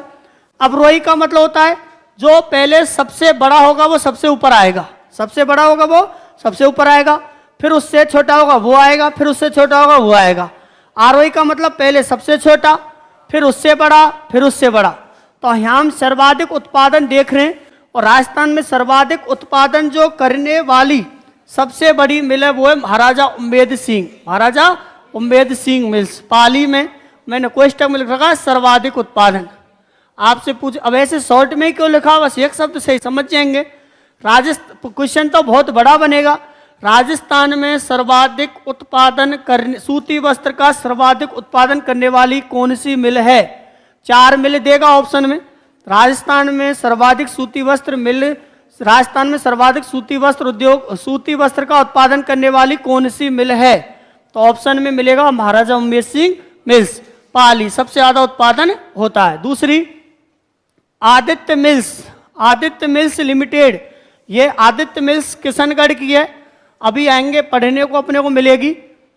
तीसरी है Jaipur spinning and weaving mills, Jaipur Rajasthan की तीसरी सबसे बड़ी। तो मैंने वही अपन उसी पेज पे चलेंगे। तो राजस्थान की सबसे बड़ी जो मिल है सर्वाधिक उत्पादन करने वाली कौन सी थी? महाराजा उम्मेद सिंह। कौन सी थी? महाराजा उम्मेद सिंह, महाराजा उम्मेद सिंह। दूसरी आदित्य मिल्स, तीसरी Jaipur spinning and weaving mills. ठीक है, तो वो तो 3 सर्वाधिक उत्पादन हो गई। अब इसमें एक और आएगी, आजादी से पूर्व की पढ़ रहे हैं, तो 6वें नंबर पे और आएगी महाराजा शार्दुल सिंह। महाराजा बीकानेर के शासक थे। ये किसके शासक थे? महाराजा शार्दुल सिंह, महाराजा शार्दुल सिंह मिल्स, महाराजा शार्दुल सिंह मिल्स। और महाराजा शार्दुल सिंह मिल्स की अपन 4 साल बाद ही उन्होंने स्थापना कर दी, 1946। और ये कैसी थी? निजी, निजी थी। अब बताओ ये कहां पर स्थापित हुई? गंगानगर। तो ये अगर अपन इसकी बात करें गंगानगर। अब समझो, अब तक मैंने आपको 6 पढ़ाई हैं। अब आपको क्वेश्चन आएगा राजस्थान में स्वतंत्रता से पूर्व स्थापित कौन सी सूती वस्त्र मिले नहीं है? तो राजस्थान में स्वतंत्रता से पूर्व की जो स्थापित मिले वो ये 6 हैं। 1946 तक पहुंच गए अपन। तो कृष्णा मिल्स सबसे पहली 1889 में राजस्थान की सबसे पहली थी, निजी क्षेत्र की थी, सेठ दामोदर दास राठी ने बनाई। द एडवर्ड मिल्स दूसरी थी, ब्यावर अजमेर में। महालक्ष्मी ब्यावर अजमेर में। तो शुरू की 3 तो ब्यावर अजमेर में, कृष्णा, एडवर्ड, महालक्ष्मी, ऐसे याद कर लो, कृष्णा, एडवर्ड, महालक्ष्मी।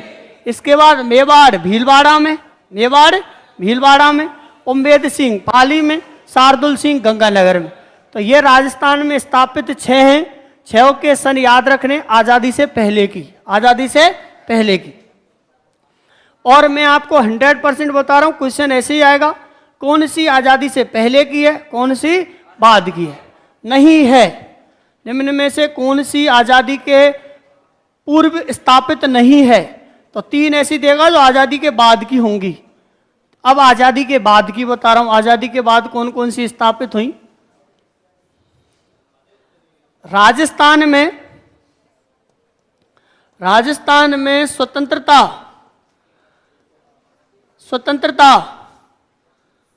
राजस्थान में स्वतंत्रता से बाद की या पश्चात, राजस्थान में स्वतंत्रता से बाद स्थापित, स्वतंत्रता से बाद स्थापित सूती वस्त्र मिले। राजस्थान में स्वतंत्रता से बाद स्थापित सूती वस्त्र मिले, सूती वस्त्र मिले।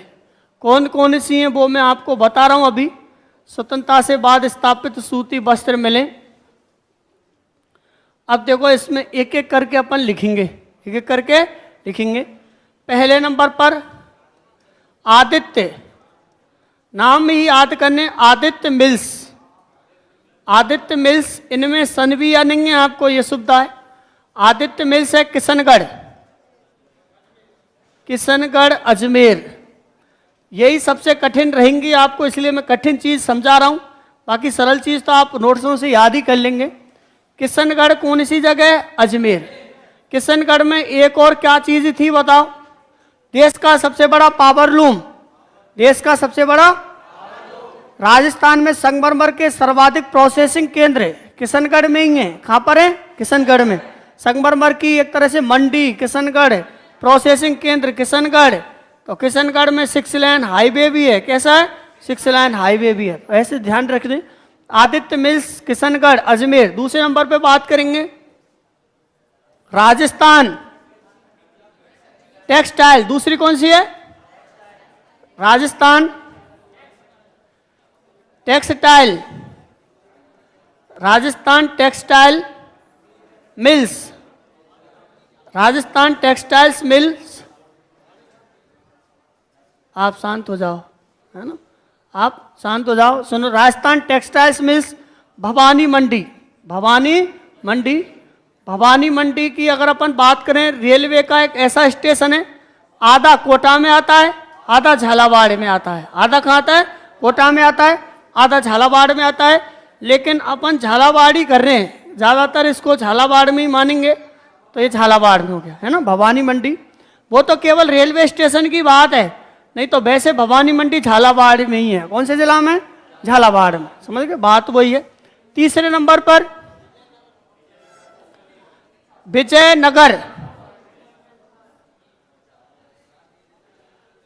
अब एक तो देखो, आप, मैं आपसे बार बार ये रिक्वेस्ट कर रहा हूं कि आप आवाज मत करो, है ना, क्योंकि वो देखो लाइव चलने का मतलब होता है शोरगुल बाहर जाता है, तो फिर ऐसा लगता है कि कैसी क्लास चल रही है। कोई भी चीज़ समझ में नहीं आ रही हो, आप आराम से पूछें, आराम से पूछ सकते हैं। पूछने के लिए कोई मना नहीं है। मैं पहले ही कोई गुंजाइश नहीं रखता पूछने के लिए कि आप परेशान हो। मैं ऐसी शिकायत लेके नहीं चलता कि स्टूडेंट पूछने के लिए भी परेशान हो। उसके दिमाग में कौन सा प्रश्न उठेगा मैं पहले यहीं बता देता हूँ। इसलिए आज तक मेरे से कोई प्रश्न नहीं पूछता ऑफलाइन क्लास में। क्यों? मैं ऐसा मौका छोड़ता ही नहीं हूँ। वो सोचेगा, उसका दिमाग ढांढा से जाएगा, मैं पहली चीज़ यहीं बता दूंगा, फिर वो पूछेगा ही नहीं, फिर वो शांति से आराम से पढ़ेगा। तो ये मेरी खासियत है। तो आप आराम से शांति से पढ़ते चलें, समझते चलें, हर एक फैक्ट आपके काम के हैं।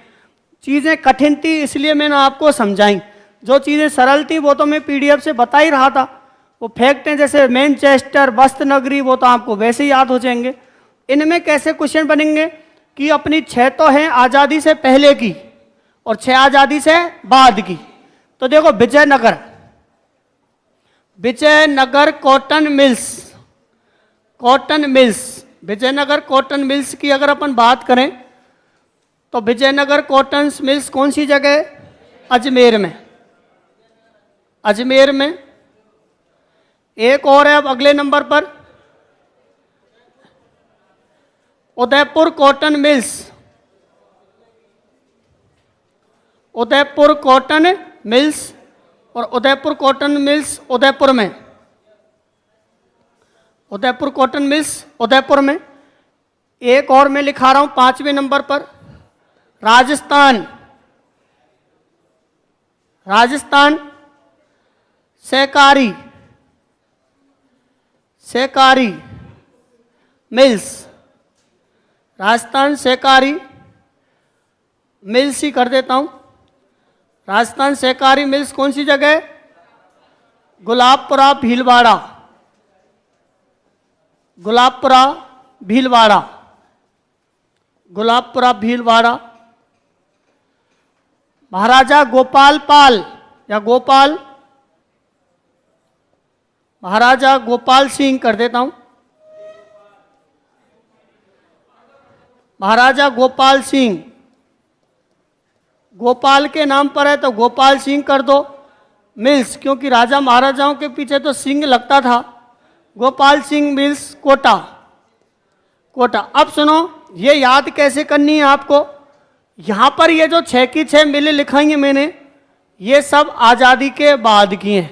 ये सब कैसी हैं? आज़ादी के बाद की हैं। अगर अपन इनकी मिलों की बात करेंगे तो ये सब मिलें आज़ादी के बाद की हैं। ये सब मिलें कैसी हैं? आज़ादी के बाद स्थापित हुई हैं। और इन सब मिलों की अगर अपन बात करेंगे तो ये सब मिलें निजी क्षेत्र में स्थापित हैं। कैसे क्षेत्र में स्थापित हैं? तो बताओ, अब तक जो हमने 12 मिल्स पढ़ी हैं, 12 की 12 मिल्स निजी क्षेत्र में स्थापित हैं। तो राजस्थान में सूती वस्त्र उद्योग का सर्वाधिक विकास, राजस्थान में सूती वस्त्र उद्योग का सर्वाधिक विकास किस क्षेत्र में हुआ है? निजी क्षेत्र में। राजस्थान में सूती वस्त्र उद्योग का सर्वाधिक विकास किस क्षेत्र में हुआ है? निजी क्षेत्र में। राजस्थान में आज़ादी से पूर्व सूती वस्त्र उद्योग का विकास किस क्षेत्र में था? निजी क्षेत्र में। राजस्थान में आज़ादी के बाद भी 1947 से लेकर के 1965 तक, 1947 से लेकर 1965 तक जो ये मिल स्थापित की थी ये आज़ादी के बाद की हैं। तो आज़ादी से बाद यानी 1947 से लेकर 1965 तक भी निजी क्षेत्र की थी। तो निजी क्षेत्र की 12 मिल्स पढ़नी है अपने को। कितनी पढ़नी है? जिनमें से सबसे ज़्यादा जो उत्पादन करती है वो है महाराजा उम्मेद सिंह। तो सबसे बड़ी कौन सी है? महाराजा उम्मेद सिंह। दूसरी सबसे बड़ी कौन सी है? आदित्य मिल्स, ऊपर ही ऊपर लिख रही है। तीसरी कौन सी है? Jaipur spinning and weaving mills, Jaipur. तो ये हो गई हमारी 12। वो कैसे याद कराई थी मैंने आपको? कृष्णा ब्यावर अजमेर। पूरा नाम याद मत करो, एडवर्ड ब्यावर अजमेर, महालक्ष्मी ब्यावर अजमेर। चौथे नंबर पे अपने देखी मेवाड़ भीलवाड़ा। कहीं मेवाड़ को तुम उदयपुर कर दें कि मेवाड़ के शासकों ने उदयपुर को राजधानी बनाया, तो वो बात हिस्ट्री की है। क्योंकि हिस्ट्री में क्या था, पहले उदयपुर, चित्तौड़गढ़, राजसमंद, प्रतापगढ़, उदयपुर, चित्तौड़गढ़, राजसमंद और भीलवाड़ा, ये 4 जिले मेवाड़ी हैं। 4 जिले क्या हैं? तो मेवाड़ कौन सी जगह है? भीलवाड़ा में। 4 हो गई। इसके बाद 5वीं कौन सी थी? उम्मेद सिंह पाली में, शार्दुल सिंह गंगानगर में। अब ये 6 हो गई। जैसे आदित्य अजमेर, राजस्थान टेक्सटाइल भवानी मंडी, विजयनगर अजमेर, उदयपुर उदयपुर में ही है। राजस्थान सहकारी गुलाबपुरा भीलवाड़ा, महाराजा गोपाल कोटा में। ये हो गई कितनी? 12। अब सुनो, अब अपन तीसरी चीज लिख रहे हैं। वर्ष 1965, वर्ष 1965 जो चीज मैं पढ़ा रहा हूं सब आपको नोट्सों से मिलती हैं, आराम से याद करेंगे। मेरे खुद के ही नोट्स हैं वो, और मैं किसी के नोट्सों से नहीं पढ़ाता है ना, मेरे खुद के ही हैं। सब जो भी चीज़ पढ़ाता हूँ, पूरी भूगोल, पूरी इकोनॉमिक्स खुद के नोट्स हैं मेरे पर्सनल। और किसी से क्यों, अपन खुद के दम पर करके दिखाएं वो होता है, समझ गए। मेन आपको भी ये नोट्स खुद ही पढ़ने हैं आराम से, और कोई भी चीज़ इनसे बाहर से भी समझ में है तो भी पूछ सकते हैं आप, तो भी पूछ सकते हैं। आपके लेवल के लिए बहुत पर्याप्त है, आपके लेवल के लिए बहुत पर्याप्त है, ठीक है। वर्ष 1965 में, वर्ष 1965 में राजस्थान में, वर्ष 1965 में राजस्थान में सूती वस्त्र उद्योग को, सूती वस्त्र उद्योग को सहकारी क्षेत्र, सूती वस्त्र उद्योग को सहकारी क्षेत्र का दर्जा दिया गया। सूती वस्त्र उद्योग को किसका दर्जा दिया गया? सहकारी क्षेत्र का। सूती वस्त्र उद्योग को सहकारी क्षेत्र का दर्जा दिया गया, सहकारी क्षेत्र का दर्जा दिया गया। आपसे पूछ सकते हैं कि राजस्थान में सूती वस्त्र उद्योग को सहकारी क्षेत्र का दर्जा कब दिया गया? 1965 में। राजस्थान में सूती वस्त्र उद्योग को निजी क्षेत्र का दर्जा कब दिया गया? 1889 में, जब पहली सूती वस्त्र मिली जब ही निजी का दर्जा दे दिया। 1889 से लेकर के 1964 तक राजस्थान में जितनी भी सूती वस्त्र की मिल थी सब निजी थी। कैसी थी? अब 1962 के बाद 3 मिल और लगेंगी, वो सहकारी हैं। वो कौन सी हैं? सहकारी। तो अपन फर्स्ट की बात करेंगे, नंबर फर्स्ट। 64 तक निजी था, 65 में आते आते सहकारी हो गए। नंबर फर्स्ट राजस्थान राज्य, राजस्थान सहकारी, राज्य तो हटा दो, राजस्थान सहकारी, सहकारी कताई मिल्स, कताई मिल्स, राजस्थान सहकारी कताई मिल्स। और राजस्थान सहकारी कताई मिल्स की अपन बात करें, गुलाबपुरा भीलवाड़ा, गुलाब का पुरा कौन सी जगह है? भीलवाड़ा में। तो गुलाब का पुरा हमेशा याद रखना है, भीलवाड़ा में है। राजस्थान में सूती वस्त्र उद्योग के सहकारी केंद्र के रूप में प्रसिद्ध है। अब दूसरे नंबर पर देखेंगे गंगानगर सहकारी, गंगानगर सहकारी, सहकारी कताई मिल्स, सहकारी कताई मिल्स, गंगानगर सहकारी कताई मिल्स। एक चीज और बता रहा हूं, सुनो। ये वाली जो स्थापित हुई थी, ये हुई थी 1965 में। कब हुई थी? 1965 में। ये वाली जो स्थापित हुई थी 1978 में। कब हुई थी? 1978 में। 1978 में। इस वाली की खासियत बात करेंगे स्थापना के समय, इसकी जो स्थापना हुई तब तो ये पड़ती थी गंगानगर जिले में। कौन से जिले में पड़ती थी? गंगानगर जिले में पड़ती थी। लेकिन उसके बाद में गंगानगर में से हनुमानगढ़ जिला अलग हो गया। कब हुआ हनुमानगढ़ जिला अलग? 1991 में। कब हुआ? 1991 में हुआ। जब गंगानगर में से हनुमानगढ़ जिला अलग हो गया तो वर्तमान में अगर अपन इसकी कंडीशन की बात करें तो वर्तमान में ये जो कताई मिल्स है हनुमानगढ़ जिले में पड़ती है। कौन से जिले में पड़ती है? हनुमानगढ़ जिले में पड़ती है। अब अपन नंबर 3 की बात करेंगे। तुम्हारे गंगापुर का नाम आ गया, गंगापुर। शांत जाओ, सुनो। गंगापुर सहकारी, गंगापुर सहकारी कताई मिल्स, गंगापुर सहकारी कताई मिल्स, गंगापुर सहकारी कताई मिल्स। और इसकी स्थापना हुई 1981 में। और ये है, अगर अपन बात करें, गंगापुर ही एक जगह का नाम है और ये गंगापुर आता है भीलवाड़ा में। ये गंगापुर एक जगह का नाम है और इस गंगापुर को अपन भीलवाड़ा में शामिल करते हैं। अब सुनो, अब सुनो, अब आप देखेंगे अपन वर्ष 1965 में राजस्थान में सूती वस्त्र उद्योग को सहकारी क्षेत्र का दर्जा दिया गया। कौन से क्षेत्र का दर्जा दिया गया? सहकारी क्षेत्र का दर्जा दिया गया। और सहकारी क्षेत्र का दर्जा देने के बाद एक साथ 3 मिलें स्थापित की गई। एक साथ 3 मिलें, मतलब बारी बारी से। और ये जो तीनों मिलें थी ये कौन से क्षेत्र की थी? सहकारी क्षेत्र की थी। यानी राजस्थान में 3 मिलों की स्थापना सहकारी क्षेत्र में की गई। कब की गई? सहकारी क्षेत्र में की गई। अब हमारे सामने एक संस्था आएगी जिस संस्था का नाम है स्पिनफेड। आप नोट्सों पे देखो, मैं स्पिनफेड बोल के बता रहा हूँ। हमारी एक संस्था आएगी, उस संस्था का नाम है स्पिनफेड। स्पिनफेड। अब हालांकि स्पिनफेड की फुल फॉर्म तो अलग होती है लेकिन इसका नाम अलग है। स्पिनफेड की अपन बात करें तो राजस्थान राज्य सहकारी कताई, राजस्थान राज्य spinning and ginning mills limited संघ, राजस्थान राज्य spinning and ginning mills limited, यह है स्पिनफेड। आप इंग्लिश में नाम धर लो स्पिनफेड शॉर्ट में। राजस्थान राज्य स्पिनिंग एंड वीविंग लिमिटेड संघ। अब इसकी स्थापना हुई 1 अप्रैल 1993 को। एक हमारी संस्था आई स्पिनफेड। स्पिनफेड की स्थापना हुई 1 अप्रैल 1993 को। 1 अप्रैल 1993 को हुई। और स्पिनफेड का जो मुख्यालय है वो जयपुर में रखा गया। कहाँ पर रखा गया? जयपुर में रखा गया। इस स्पिनफेड का जो मेन काम होता है, राजस्थान में जो निजी क्षेत्र की और सहकारी क्षेत्र की जो कताई मिल्स हैं उन पर नियंत्रण रखना और उनका प्रबंधन करना। आपसे पूछेगा राजस्थान में सहकारी और निजी क्षेत्र की जो कताई मिल्स हैं उनका नियंत्रण और प्रबंधन कौन करता है? तो स्पिनफेड करता है। कौन करता है? स्पिनफेड करता है। स्पिनफेड की स्थापना कितनी मिलों को मिलाकर के की गई? तो स्पिनफेड की स्थापना में एक तो ये तीनों मिला दी गई, राजस्थान राज्य सहकारी कताई मिल्स गुलाबपुरा वाली, गंगानगर सहकारी कताई मिल्स गंगानगर वाली और गंगापुर सहकारी कताई मिल्स भीलवाड़ा वाली।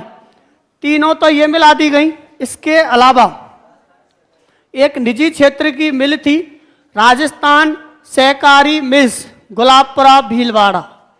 तो आपसे पूछेगा स्पिनफेड की स्थापना कितनी मिलों को मिलाकर के की गई? तो 4 मिलों को मिलाकर के की गई। 3 तो सहकारी और 1 निजी। निजी कौन सी? राजस्थान सहकारी मिल्स जो गुलाबपुरा भीलवाड़ा में थी वो मिलाकर के स्पिनफेड की स्थापना की गई। अब हमने 2 दर्जा पढ़ लिए। अब हम तीसरे दर्जा की बात करेंगे, सार्वजनिक। किसकी बात करेंगे? सार्वजनिक। उसकी अगर अपन इसमें देखें, देखो यहीं से देख लेते हैं।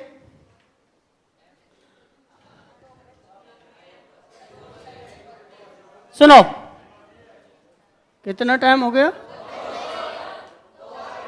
2 बज गए। सुनो,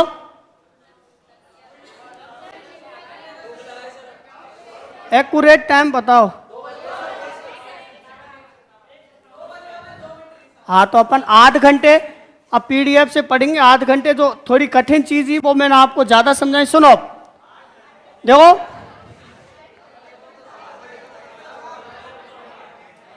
देखो, अभी वर्ष 1974 में राष्ट्रीय वस्त्र निगम की स्थापना की गई, और राष्ट्रीय वस्त्र निगम की स्थापना के साथ साथ सूती वस्त्र उद्योग को सार्वजनिक उद्योग का दर्जा दे दिया गया। किसका दर्जा दे दिया गया?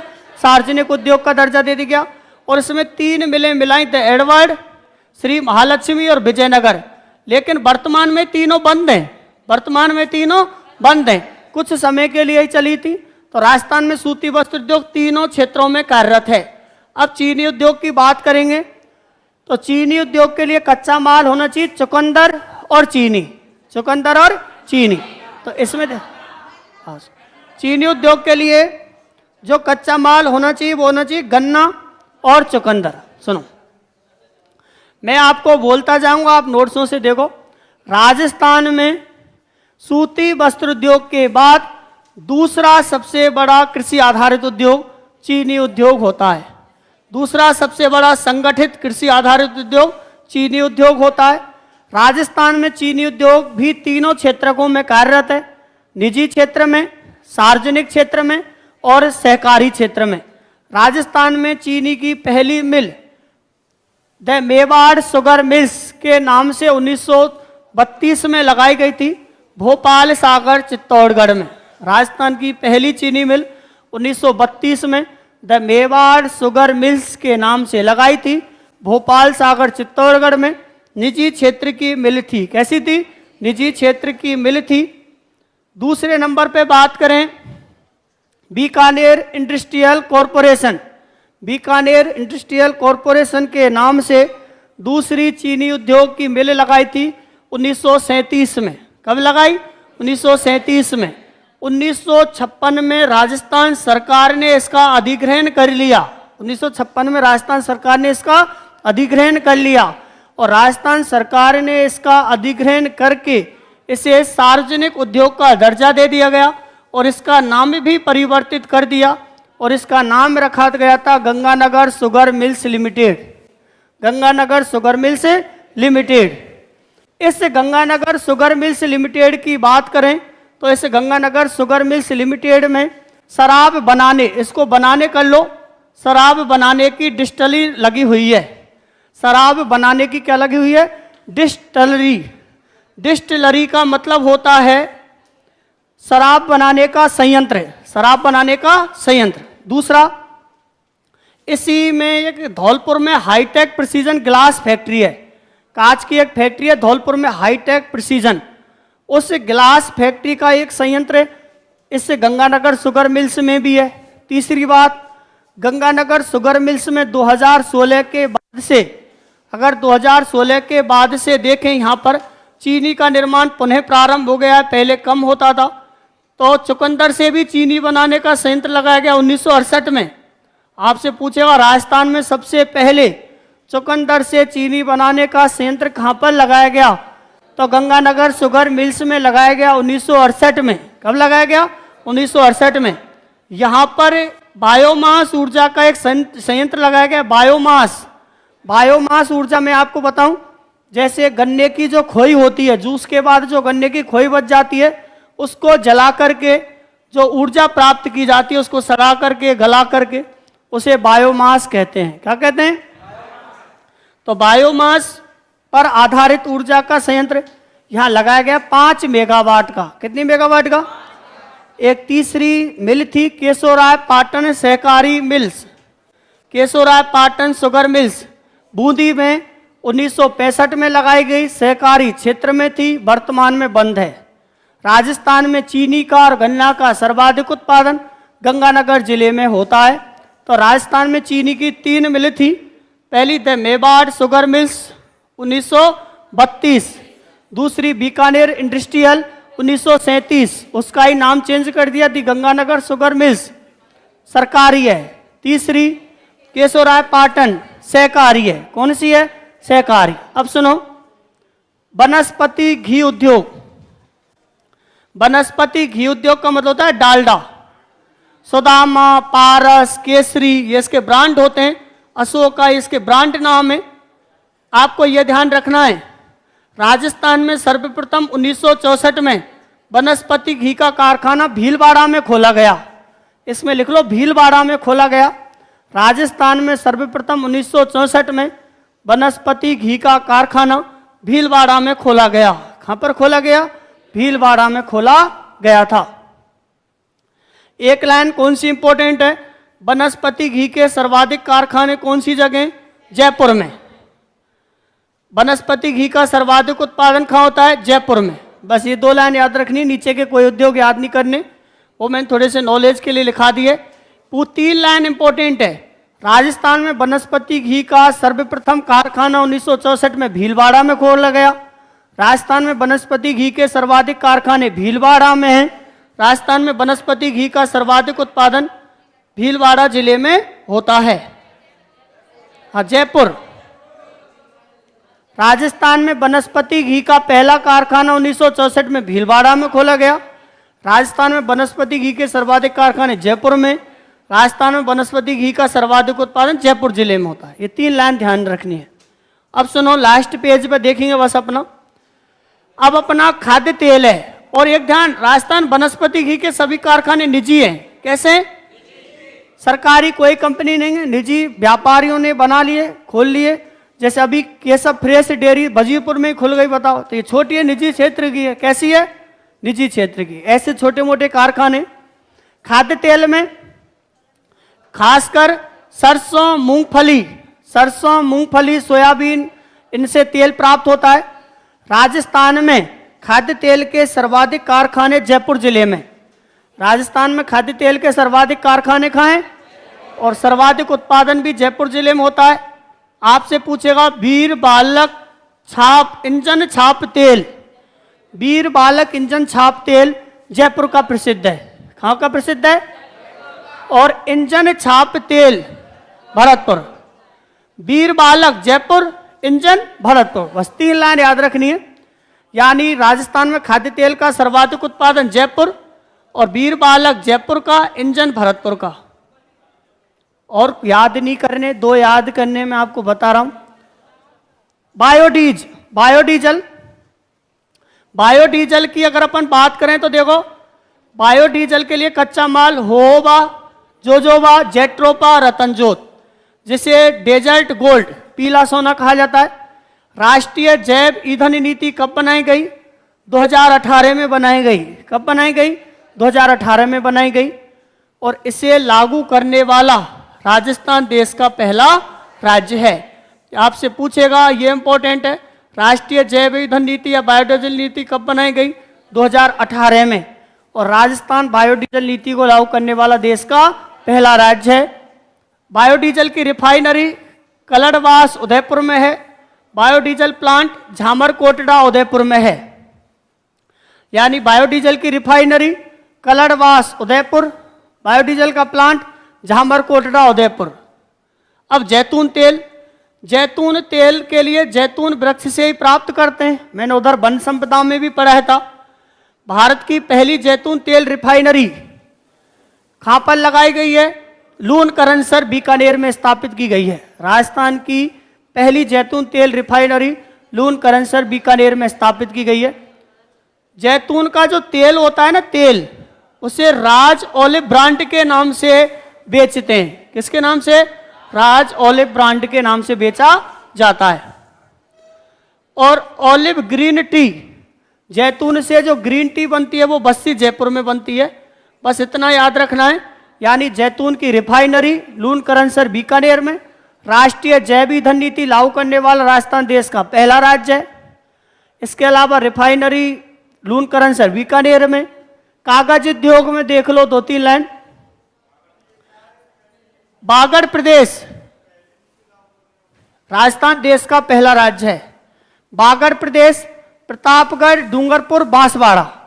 प्रतापगढ़, डूंगरपुर, बांसवाड़ा में बांस के वृक्ष बहुत ज्यादा पाए जाते हैं। और बांस के वृक्ष ज्यादा होने से कागज निर्माण की संभावना अधिक है। हालांकि राजस्थान में कागज उद्योग का कोई ज्यादा विकास नहीं है, फिर भी 1-2 छोटे मोटे उद्योग हैं। एक तो ध्यान रख लेना कि सर्वप्रथम कागज का निर्माण कहाँ पर प्रारंभ हुआ, तो जयपुर के सांगानेर में। बस एक तो ये, और दोनों ये याद नहीं रख रहे, याद रखना राजस्थान में हाथ से कागज बनाने का प्राचीन केंद्र, इसको बनाने कर लो। राजस्थान में हाथ से कागज बनाने का प्राचीन केंद्र घोसुंडा, घोसुंडा चित्तौड़गढ़ में, घोसुंडा चित्तौड़गढ़ में। बस यही है। अब ये रेशम उद्योग, क्या कागज, बांस की खोई, इसके अलावा गन्ने की खोई, यूकेलिप्टस पेड़ होता है, उनको गला करके कागज बनाया जाता है। राजस्थान में कागज उद्योग का विकास बहुत कम है। ये 8वें नंबर का मोस्ट है, सेरीकल्चर, रेशम, रेशम उद्योग। राजस्थान में रेशम के उत्पादन हेतु टसर कृषि कार्यक्रम चलाया गया। टसर, राजस्थान में रेशम के उत्पादन हेतु कौन से कार्यक्रम चला गया? टसर। और रेशम कीट पालन को सेरीकल्चर कहते हैं। क्या कहते हैं? राजस्थान में सर्वाधिक रेशम का उत्पादन होता है उदयपुर में, दूसरा स्थान बांसवाड़ा का है। अब आपसे पूछेगा, देखो टसर रेशम, बस दूसरे नंबर का ध्यान रखना, टसर रेशम। टसर रेशम का जो कीट है वो कौन से वृक्ष पर पाला जाता है? अर्जुन और साल के वृक्ष पर, अर्जुन और साल के वृक्ष पर। राजस्थान में रेशम कीट के पालन को सेरीकल्चर कहा जाता है। रेशम कीट पालन यानी टसर कार्यक्रम उदयपुर और बांसवाड़ा में चलाया गया है। टसर रेशम का जो कीड़ा होता है वो किस पर पाला जाता है? साल वृक्ष पर और अर्जुन के वृक्ष पर पाला जाता है। दो पशु आधारित उद्योग पढ़ेंगे, दो। राजस्थान में चमड़ा उद्योग का कोई ज्यादा विकास नहीं है। भारत में चमड़ा उद्योग कानपुर में है, कहां पर है? लेकिन राजस्थान में ज्यादा विकास नहीं है। ऊनी वस्त्र उद्योग के लिए कच्चा माल ऊन, और राजस्थान का ऊन के उत्पादन में प्रथम स्थान। ये दोनों भारत लेवल की बात है, तो भारत वाले में काम आ जाएंगी। राजस्थान में सर्वाधिक ऊन उत्पादक जिला Bikaner, state woollen mills Bikaner में, जोधपुर ऊन मिल्स जोधपुर में है, जोधपुर ऊन फैक्ट्री जोधपुर में है। एशिया की सबसे बड़ी मंडी बीकानेर में ऊन की। भारतीय ऊन विकास बोर्ड जोधपुर में 1987 में बनाया गया। बस ये ध्यान रखने 5 पॉइंट, मैं एक बार दोबारा रिवाइज कर रहा हूं।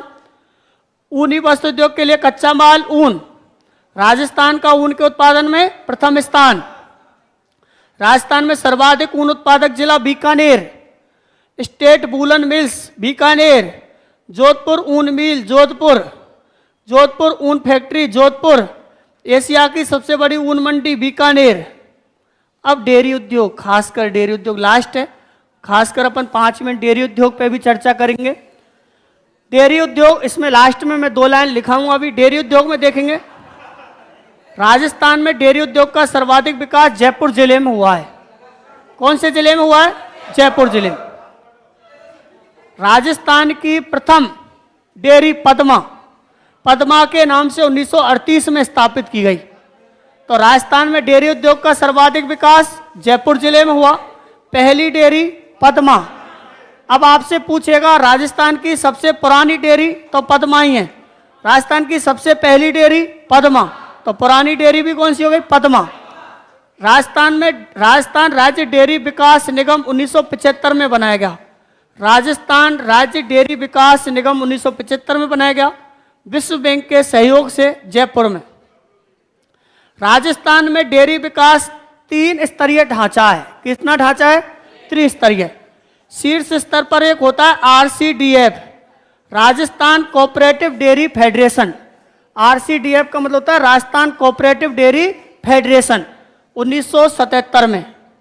जिला स्तर पर होता है जिला दुग्ध सहकारी संघ। ग्रामीण स्तर पर प्राथमिक सहकारी। मैं आपको बता देता हूं, देखो राजस्थान में डेयरी संघ 3 स्तर पर होता है। एक तो होता है RCDF, RCDF का मतलब होता है Rajasthan cooperative dairy federation, Rajasthan cooperative dairy federation, यानी राजस्थान सहकारी डेयरी संघ राज्य स्तर पर होता है, जिसका मुख्यालय जयपुर में, जिसकी स्थापना 1977 में करी। दूसरा होता है जिला स्तर पर जिला दुग्ध उत्पादक संघ। तीसरे स्तर पर होता है ग्रामीण स्तर पर प्राथमिक उत्पादक सहकारी समितियां। अब हमारे पास कुछ फैक्ट्रियां हैं, जैसे बरमूल, बरमूल वेस्टर्न, बरमूल का मतलब होता है western Rajasthan milk union limited. अब वेस्टर्न का मतलब क्या होता है? पश्चिमी। वेस्टर्न का मतलब क्या होता है? पश्चिमी। तो western, western Rajasthan milk union limited बरमूल कौन सी जगह है? बीकानेर, बरमूल जोधपुर में, उरमूल, उरमूल उत्तरी Rajasthan milk union limited Bikaner में, गंगमूल गंगानगर में। अब देखो, ऊंटनी के दूध का विपणन केंद्र जयपुर में स्थापित किया गया है। क्यों? 5 मिनट देखो, 1 मिनट। ऊंटनी के दूध का पेटेंट कराया गया है, राजस्थान का राज्य पशु है, तो इसका विपणन केंद्र जयपुर में स्थापित किया गया।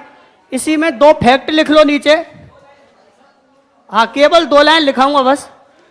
राजस्थान में, इन्हीं के नीचे लिख लो, ऊंटनी के दूध वाले के नीचे। राजस्थान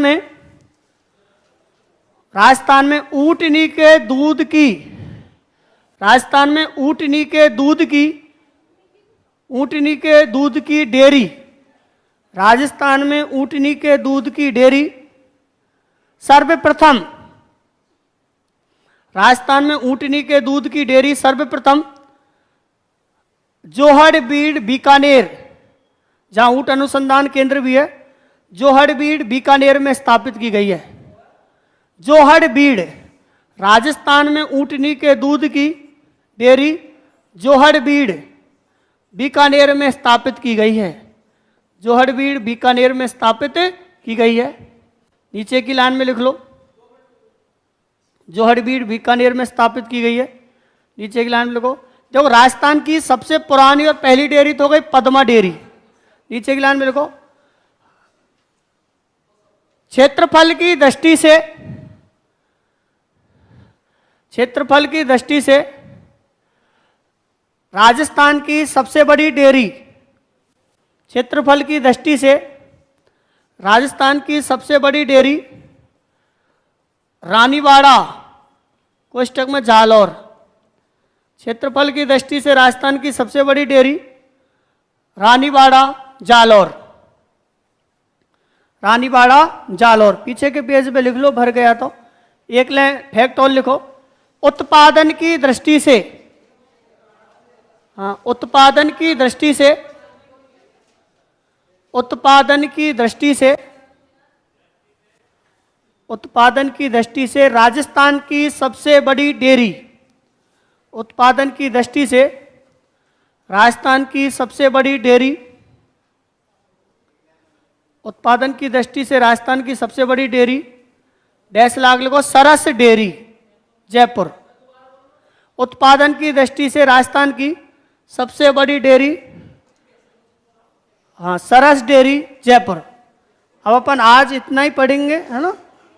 आपके लिए बहुत है, इतना ही पर्याप्त है।